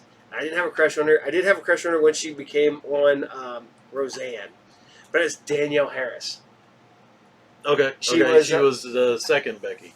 Oh, no. She was the girl who Danielle stole, Harris. She's the one that stole David away from Darlene. Yeah, okay. And so she was in Halloween. She was Halloween. Yeah. She was a little girl in Halloween, and then she was one of in Rob Zombie's Halloween. She was in that Halloween she was in that one as a teenager. Even though she was in her mid-30s. Harris. Yet again, one of my crushes I got to meet the same time I met. Last Boy Scout. Last Boy Scout, yes. She was in Last Boy Scout. And it's funny because there's an episode of a show I like called Holliston that they make fun of that whole thing because the one guy has a crush on her and she starts coming on to him like hardcore, but she's like stealing his money and shit like that. It's like a parody version of herself. And they're like, dude, he goes, I got a crush on you since you wore the Halloween costume. And I was like, what? Man, he goes, dude, we're the same age. I was 9 or something like that. Danielle, and the cool part about it is, super cool person. Yeah. Met her. She talked up a storm. She was pushing, of course, she was pushing her own movie and stuff like that. But super cool person. Danielle Harris is so much fun. It's weird seeing her because because she was always the cute kind of girl next door and stuff like that, and now she's like tattooed and shit like that. It's kind of funny, but Danielle Harris is Danielle Harris. And I forgot that she was on Roseanne and she was the one that stole David away from Darlene. Yep, bitch. And she came back for the. In all honesty, there's another one. Freaking Sarah. Oh man. Yeah, it's Sarah Gilbert. Sarah Gilbert, yeah, Sarah Gilbert. Yeah, there's another one that should be on my list, but didn't make it because I wasn't thinking about Roseanne at the time. Well, what's funny is that she just came back for an episode, like a one-off episode. Danielle Harris came back. Oh, for the Connors or whatever. Yeah, because I stopped watching the Connors when they kicked Roseanne off. She was because her and Darlene finally buried the hatchet. Yeah, well, finally after 30 years. Yeah, and you find out that she was dying, and they went out and had a good time and stuff like that. And she's like, what? She goes back to her house and she's like talking to her mom. She goes, did I do anything wrong? She goes, no, she died. And it's like they gave that character closure, and then they gave Darlene like a whole story arc because of it. But yeah, okay. Danielle Harris. There we go. Awesome. All right, number 4. We're getting into the top 3 here. Number 4. This is still in no particular order, but number 4 is definitely got to be Jennifer Connelly. Jennifer Connelly. Yes. Jennifer, born in 1970. She's way older than me. She's older than you. 4 years. First movie was Once Upon a Time in America, which I don't think I've ever seen. Crush, I put down The Labyrinth in 1986, but in all honesty, I think everybody knows Career Opportunities when she's riding that horse. I mean, you can just look that up on any kind of GIF or GIF or whatever you want to call it. It still shows up. So. Oh yeah. Well, literally, I'm gonna have to go with this one because we're talking about her right now. Jennifer Connelly is like my number one '80s crush. There you go. She is my number one, but mine goes back to when she did the Italian horror movie. It was in America called Creepers. In Italy, it's called Phenomenon. Yep. And I was like, man, I'm sitting there just watching this girl on this thing, and I'm trying to find it here. Let's see. Damn, she's done a lot of stuff. Yeah, she was in Incredible Hulk. Yep, Like, she was Betty Banner. Yep. Okay, 1985. So she was 15. I was 11. So I probably saw this when I was 12. And 12-year-old Paul fell in love with this girl. And I'm just like, wow. You know, just like, this is the girl, like, she's super cute. Girl next door. She definitely had that girl next door look. Like, And it's just very innocent looking with and then, everything that she did. I probably saw Labyrinth, like, right around that same time. And her as Sarah, and you're just like, you know, and yet again, like I said, I was 12. So it was one of the ones where you're just like, your brain doesn't think about, 12. I mean, I don't know what a 12-year-old thinks about nowadays, but my 12-year-old brain, when she's dancing in the big, I thought that girl was gorgeous. Mm-hmm. That girl was beautiful. That's like, that's that level of, my 12-year-old brain was like. I was watching Fast Times at Ridgemont High when I was like 6, so yeah. Well, my 12-year-old brain was like, yeah, she's hot. but the one that got me for her that I kind of, because she did Career Opportunity, but a lot of people's Career Opportunities, but for me it was The Rocketeer. Yes. Because she basically played Betty Page, and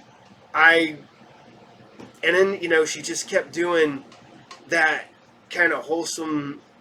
Mm-hmm. But then she did like Mulholland Falls. She did Dark City. I loved her in Dark City. Dark City is awesome. Oh, yes. the one that the horrible. I want to watch it, but it's vile, and I don't. Is Requiem for a Dream. Mm-hmm. Beautiful Mind, The Hulk.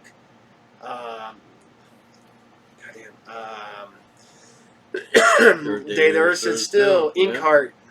Yep. Number 9. She did the voice. Blackwater. Yeah, Darkwater. Darkwater. Yeah, yep. with the haunted house, the haunted apartment. And again, see, she started off in horror movies, but even like Darkwater wasn't. I mean, it was a while ago now, but I mean, after she a lot of people, they start off in horror movies, and then they get famous, they move on, they never go back to horror movies. Mm-hmm. She's gone back to horror movies. Like, she went back after she was already well established. Oh, yeah. She was like, you know what? I'm going to do a horror movie. She went and did, she was in Noah. Mm-hmm. Let me try to find it. I know there was another horror movie she did too. Darkwater. I don't know if you consider freaking Dark City a horror movie. I would. I mean, it's no, that's a new one. It's a creepy. Yeah. It's a sci-fi horror movie. That was it in my stack that it just. Yeah, that's new. That's new stuff. That's this week's. Yeah, that's the one I want. Okay, then read that. Just bring it right back down because I ain't read it yet. Okay, so this is I have this to say. Yeah, Dark City, I would say is like horror sci-fi horror. Yeah. It's in the genre of Alien and things like that. But so Jennifer Connelly was my number one, but we're gonna go ahead and put her there because you're talking about her. Still this day, very pretty woman. Just she's aged very gracefully. Don't get me wrong. There was a couple movies where she got a little too thin in the face. I think she lost a lot of weight, and that looked a little weird. But I don't know if that was a choice for the movie, or whatever. But I think sometimes it is. Sometimes they just You know, they tell her, you know, that, and then also too, a lot of these women, they're becoming like that. Yeah, they're becoming vegetarians or vegans or whatever. Yeah, and you they know, start like when you do that, no matter what. I mean, you could be the healthiest person in the world. You become a vegan, you're going to lose weight because you're taking in a different kind of protein. You know, you're eating nothing but vegetables. So no, there's no fat. yeah, there's absolutely no fat. So you're going to lose a lot of that and just become like really, really super toned, skinny, and everything else. So it's going to be a difference. It's like Matthew McConaughey, you know, when he lost a lot of weight for from, Dallas Buyers Club. Well, for Dallas Buyers Club, but I think he did it for actually, it was for that.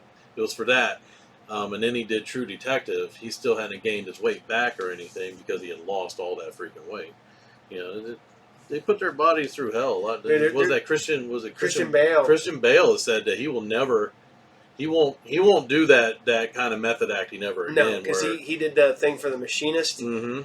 And he did Machinist, Batman, and the one where he got fat. Yeah.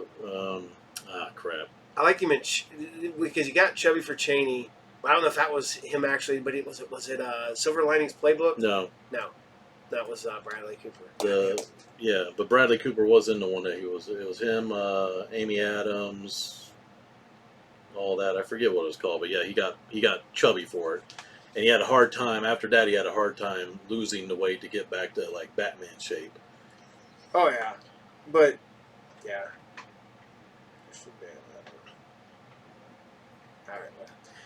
All right, my number 3. Okay, this is top 3. No matter what, this is in order. Top 3, and this is where you find out that I really, besides redheads, this is where I have a type, and this is my perfect woman right here. These top 3, if you put them together. American Hustle. American Hustle, that's what it was. If you put these top 3 together and meld them into one woman, I would fall in love forever and ever. My heart would just melt. Number 3 is Winona Ryder. Yeah. Mainly 90s, but she was in some 80s movies, so it's in that genre. She was in Beetlejuice, and she was in... That's where my crush happened, right there, Beetlejuice. Roxy Carmichael. Her first movie was Lucas. Oh yeah, you know the bad story about Lucas? Yeah, I think everybody does. Yeah, everybody does that.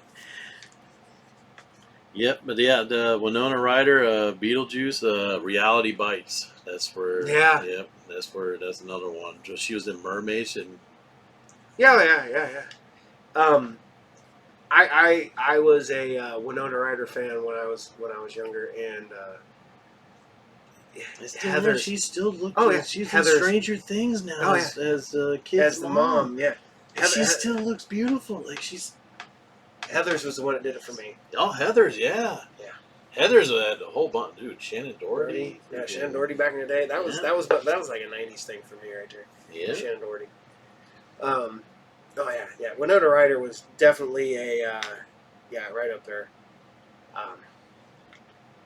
Mine, like I said, mine are a lot of horror related and sci-fi and shit like that. But Winona Ryder was in Alien Resurrection. Yeah, and Star Trek. Yeah. She was Spock's mom. Yeah, people forgot she was Spock's mom. Yep. Yeah. Mine is Elvira. Oh man, see, you mentioned her, man, and I'm like, just rip this all up. We're done. She. Elvira, I apologize. You are not on my list. You should be. Yeah, Elvira. You should be number 1, 2, 3, 4, 5, 6, 7, 8, 9, and 10. I'm just saying. Yes. She just. Dude. She's still. Has she aged at all? Yeah. I mean, Cassandra Peterson, it's funny because Cassandra Peterson says, she goes, I'm getting older. Elvira stays the same age. She's like what Alice Cooper says. Alice Cooper goes, well, I'm 18. He goes, Alice will always be 18. He goes, Vincent is 72 years old, but Alice is always 18. But there's a big difference between Alice Cooper and Elvira. Yeah, oh yeah. But Elvira's still hot. Alice Cooper got old. I mean, literally, Elvira's older than my mom. Yes. You know, and leaving it. Look at Oh, that yeah. picture, man. That was another one we got to meet. Three of them all at the same time. I got to meet her, Sandra Peterson. I got to meet Daniel Harris, and I got to meet Pam Grier on the same day. But I also got to meet Stuart Gordon. That is a trifecta of beautifulness right there. Wow. I also got to stand there and talk to Taylor Scout Compton, the girl who played Laurie Strode in Rob Zombies. Super nice girl. Super nice girl. I was sitting there talking to her while I was waiting in line for Tina to meet Tyler Mane. Nice. Michael Myers. Sabretooth to me, I don't care. But Dude, that guy has just been everything too, though. Oh, dude. Well, he was an actor. He was a wrestler. Mm-hmm. He's 7 foot tall. I don't know what he is, but he's big. He was. I'm 6'2", and I swear to God, I'd be looking at him like this, like, yeah, hi, how are you? It's funny because there's a picture of me and Danielle Harris, and Danielle Harris is tiny, and I'm leaning in. I'm leaning in like this to put my arm around Danielle Harris. And Tina was taller than Danielle Harris. And it's funny because there's a picture, and I'm standing next to, and literally Tyler Mane has to lean way over like this to get to the picture with me and my wife because he's so damn tall. As I completely go off screen there. But Elvira, I remember watching her on late night TV, and it was because we were getting the repeats. We weren't getting the KTLA stuff here in Ohio. I don't even remember what channel got it, but we could watch Elvira, and it was. But we didn't get it every week like some cities did. And it was one of the ones where I went back, and then of course when she started doing the advertisements for Coors Light, she did her movie, Mistress of the Dark. Yep. And then she started doing her own. But man, Elvira, long-standing crush going way back. Again, it's if anybody knows me, I'm a boob guy, and that goes there. So yeah, well, I mean, what surprised me, she was on Counting Cars here recent. I mean, again, it wasn't recent because it was like in the last 7 or 8 years ago or something like that. But I mean, that's when I was like, oh my God, she's still. Yeah, because she got her car done from the movie. Yeah, she had it restored. Yep, because it was shot to shit. Yep. That's one of the problems with a lot of these TV movie cars and stuff like that. They do not take care of them at all. But she got to take care of. And the only bad part about meeting her was Tina got her picture, got her autograph and stuff like that. She was not in Elvira. And part of me kind of turned down the photo op because if I'm going to get my picture taken, I want my picture taken with Elvira. No offense against Cassandra Peterson. Yep. I want my picture taken it's with the fantasy, Elvira. right? Yeah. It's the fantasy of being with Elvira. Oh, yeah. All right. All right, number 2, and this is where I had a chance to meet this person. And because I'm an asshole, no. And here, I'll tell you the story here in a second. So, number 2 is Fairuza Balk. Oh, my God. First movie, Return to Oz. She was born in 1974. Same age as you. Great year to be born. Yeah, great year to be born. And my crush was 1996, The Craft. This is another reason why I wanted you to put it again. She was in movies in the 80s, but she the crush that I had was in 1996, The Craft. Oh. So I had a chance to meet her at Horror Hound. Yeah. Down in there because my ex-wife was going down there, and she had bought 2 photo ops with Fairuza Balk, and one of the photo ops was for me. And I was like, yes, I'm going to meet Fairuza Balk. And then maybe a week before we were going down, I had not a falling out, but I got mad at my ex-wife. And to get her back, I said, well, I'm not going with you to Horror Hound, man. Because this guy is the dumbest guy in the freaking world. I'm just saying. I'm just letting you know. To get my ex-wife back, I said, I'm not going to meet Fairuza Balk. So she ended up going down there and using up both the photo ops. And had, like, again, this you say that, nowadays it's, they're rushing you through and everything else. But that day, I mean, she had 2 photo ops, and she actually got to talk to Fairuza. Fairuza loved my ex-wife because, again, my ex-wife is 4'8".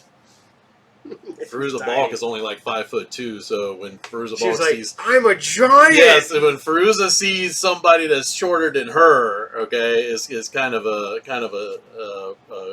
shoe-in to have a little conversation, you know. So they had a little talk and conversation, and you know, she's got 2 photos of her with Fairuza, and I've got none because I'm an asshole.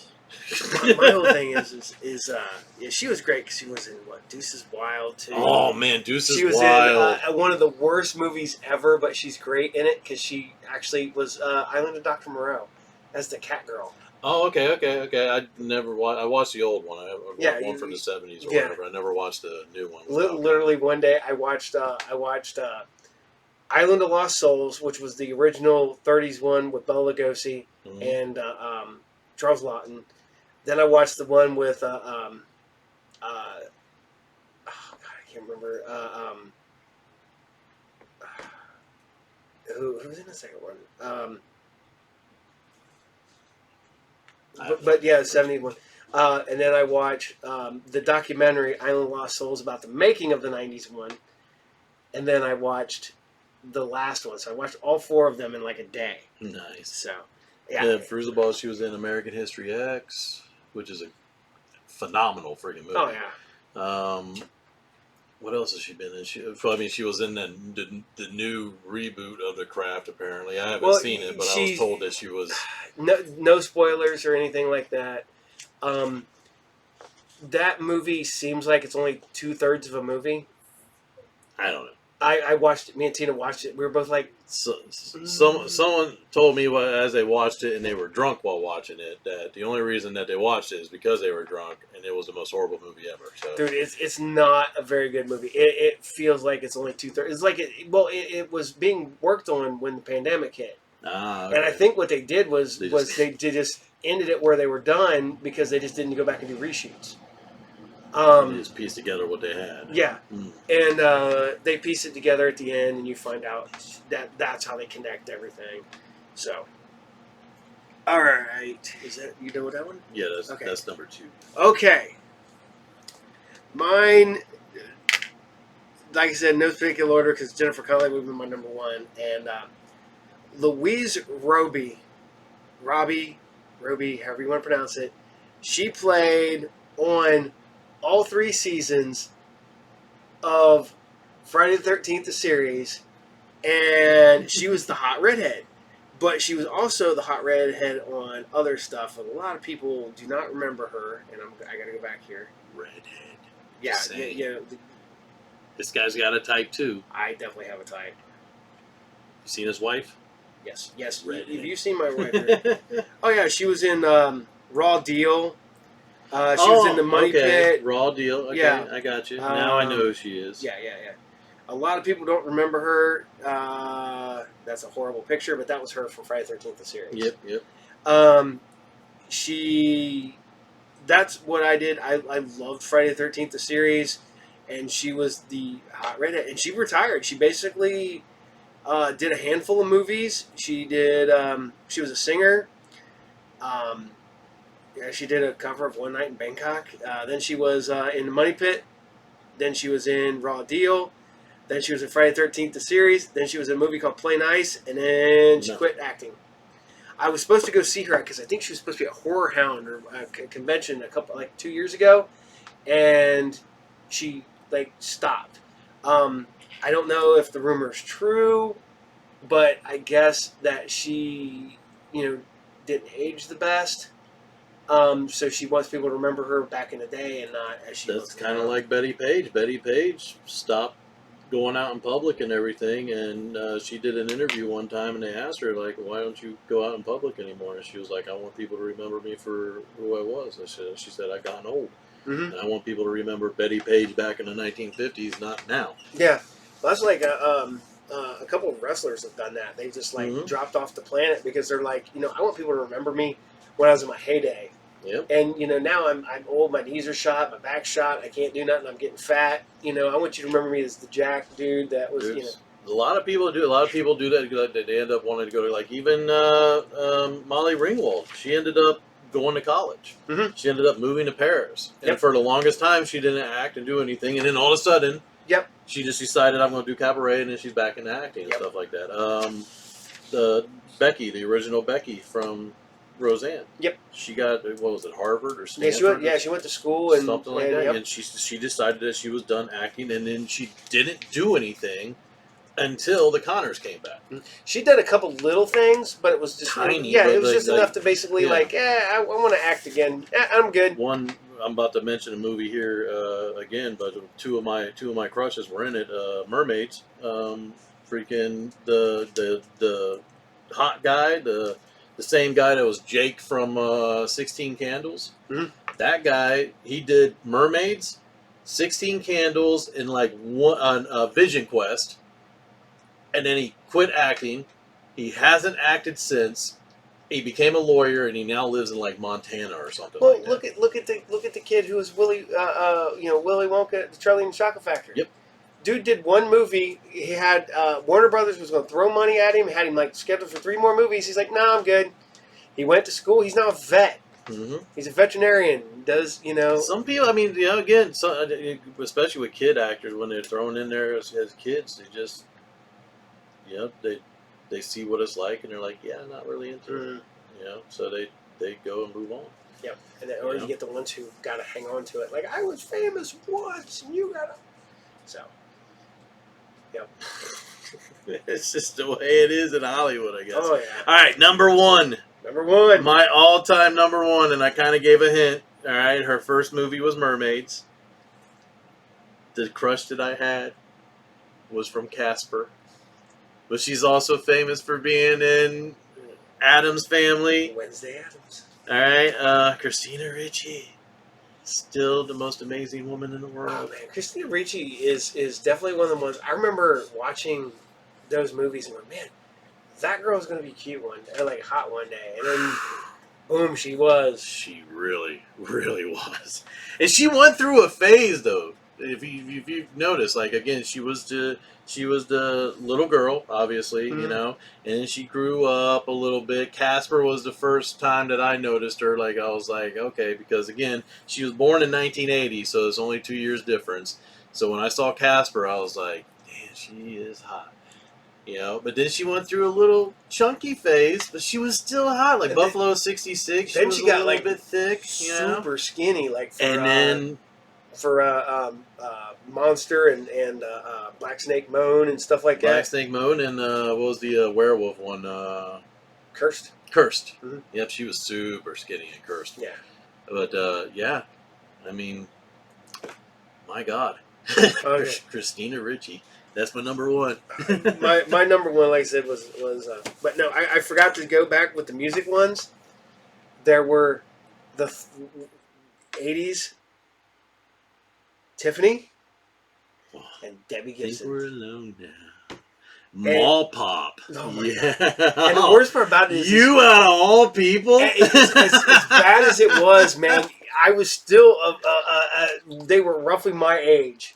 Yes. And they were cute, and you were just like. I had a crush on Debbie Gibson and Tiffany too, man. I'm Debbie not Gibson gonna made lie. an appearance on Lucifer the other she was on the music. And that's what episode. she's doing now. She's doing some acting. Like, she still shows up as an actress every once in a while. Because I'm surprised. I can't remember. Look up what she's been in, because she's been on a lot. There's of been a couple made-for- things where I was looking and I was like, She I did know Sci-Fi who that Channel is. movies. There you go. Yeah, Her okay. and Tiffany did a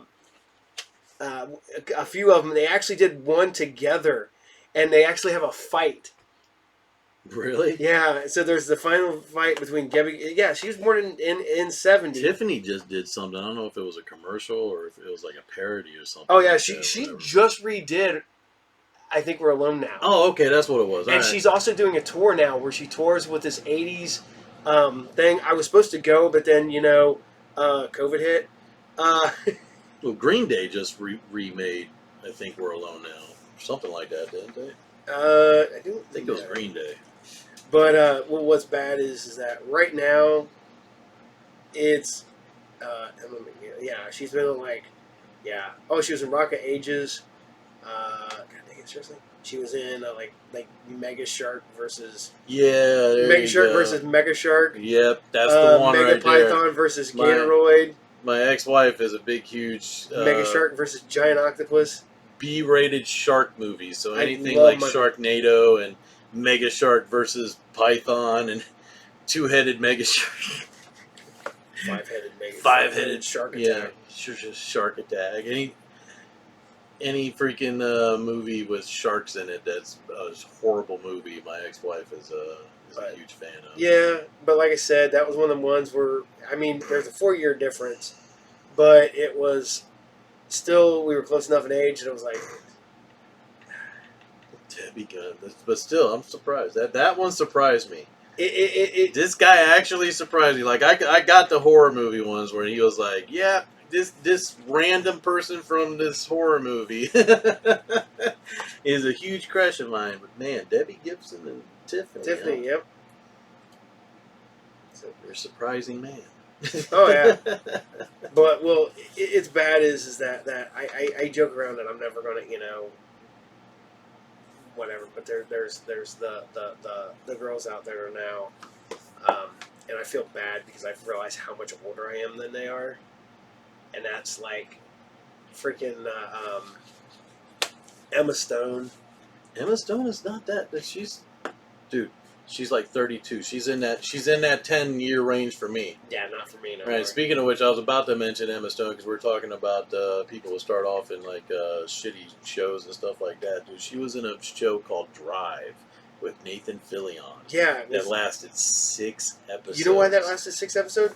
It was so expensive to make. Yeah. It was a great show though. Kat Denning.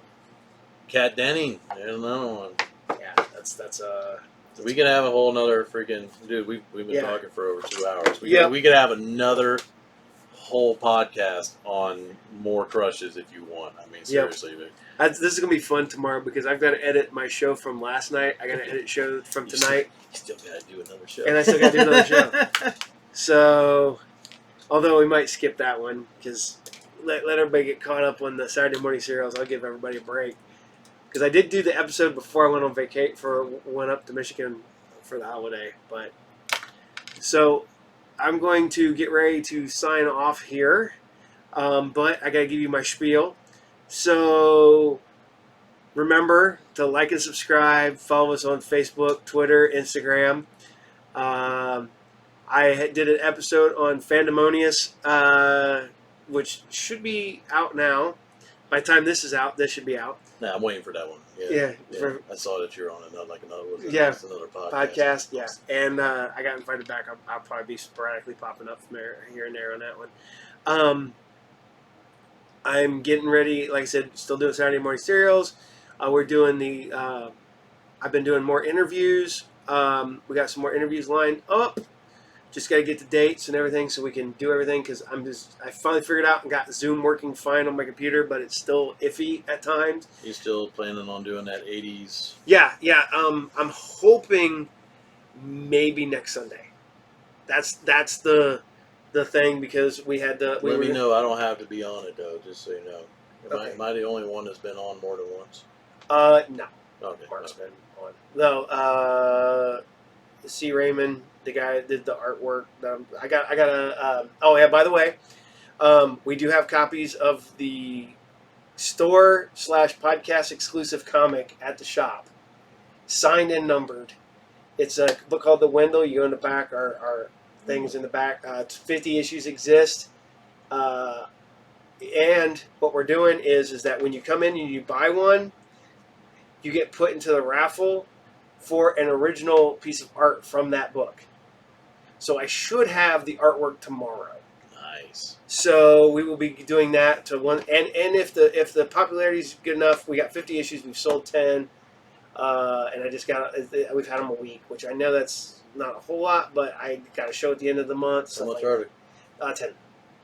I'll buy one. Okay, cool. We'll put you down, and you get put in a drawing for original piece of artwork. And if don't even put me in a drawing. If I win, I don't want to just pay it forward. Pay it forward. Okay. Yeah. So, and we're still giving away. We're going to be giving away. We're getting really close on YouTube. We had 100 subscribers. We're giving away a copy of Batman Medals. So We got all that stuff. And like I said, check us out. Like, subscribe, follow. If you like us, tell us on Facebook, comment, like, all that fun stuff. If you want to be a patron, be a patron. I appreciate it. Every little bit helps. So we can buy new equipment and stuff like that. You're And gonna give me money for that too, so I'll stop by. I don't know if I'll stop by tomorrow. I got a tattoo appointment tomorrow, so cool. getting a tattoo. I gotta get time to get mine done. This whole area. I'm gonna get my arms done first. But yeah, so we're gonna give you a goodbye, and we will see you all later. And remember, we're not licensed therapists. Good night. Good night.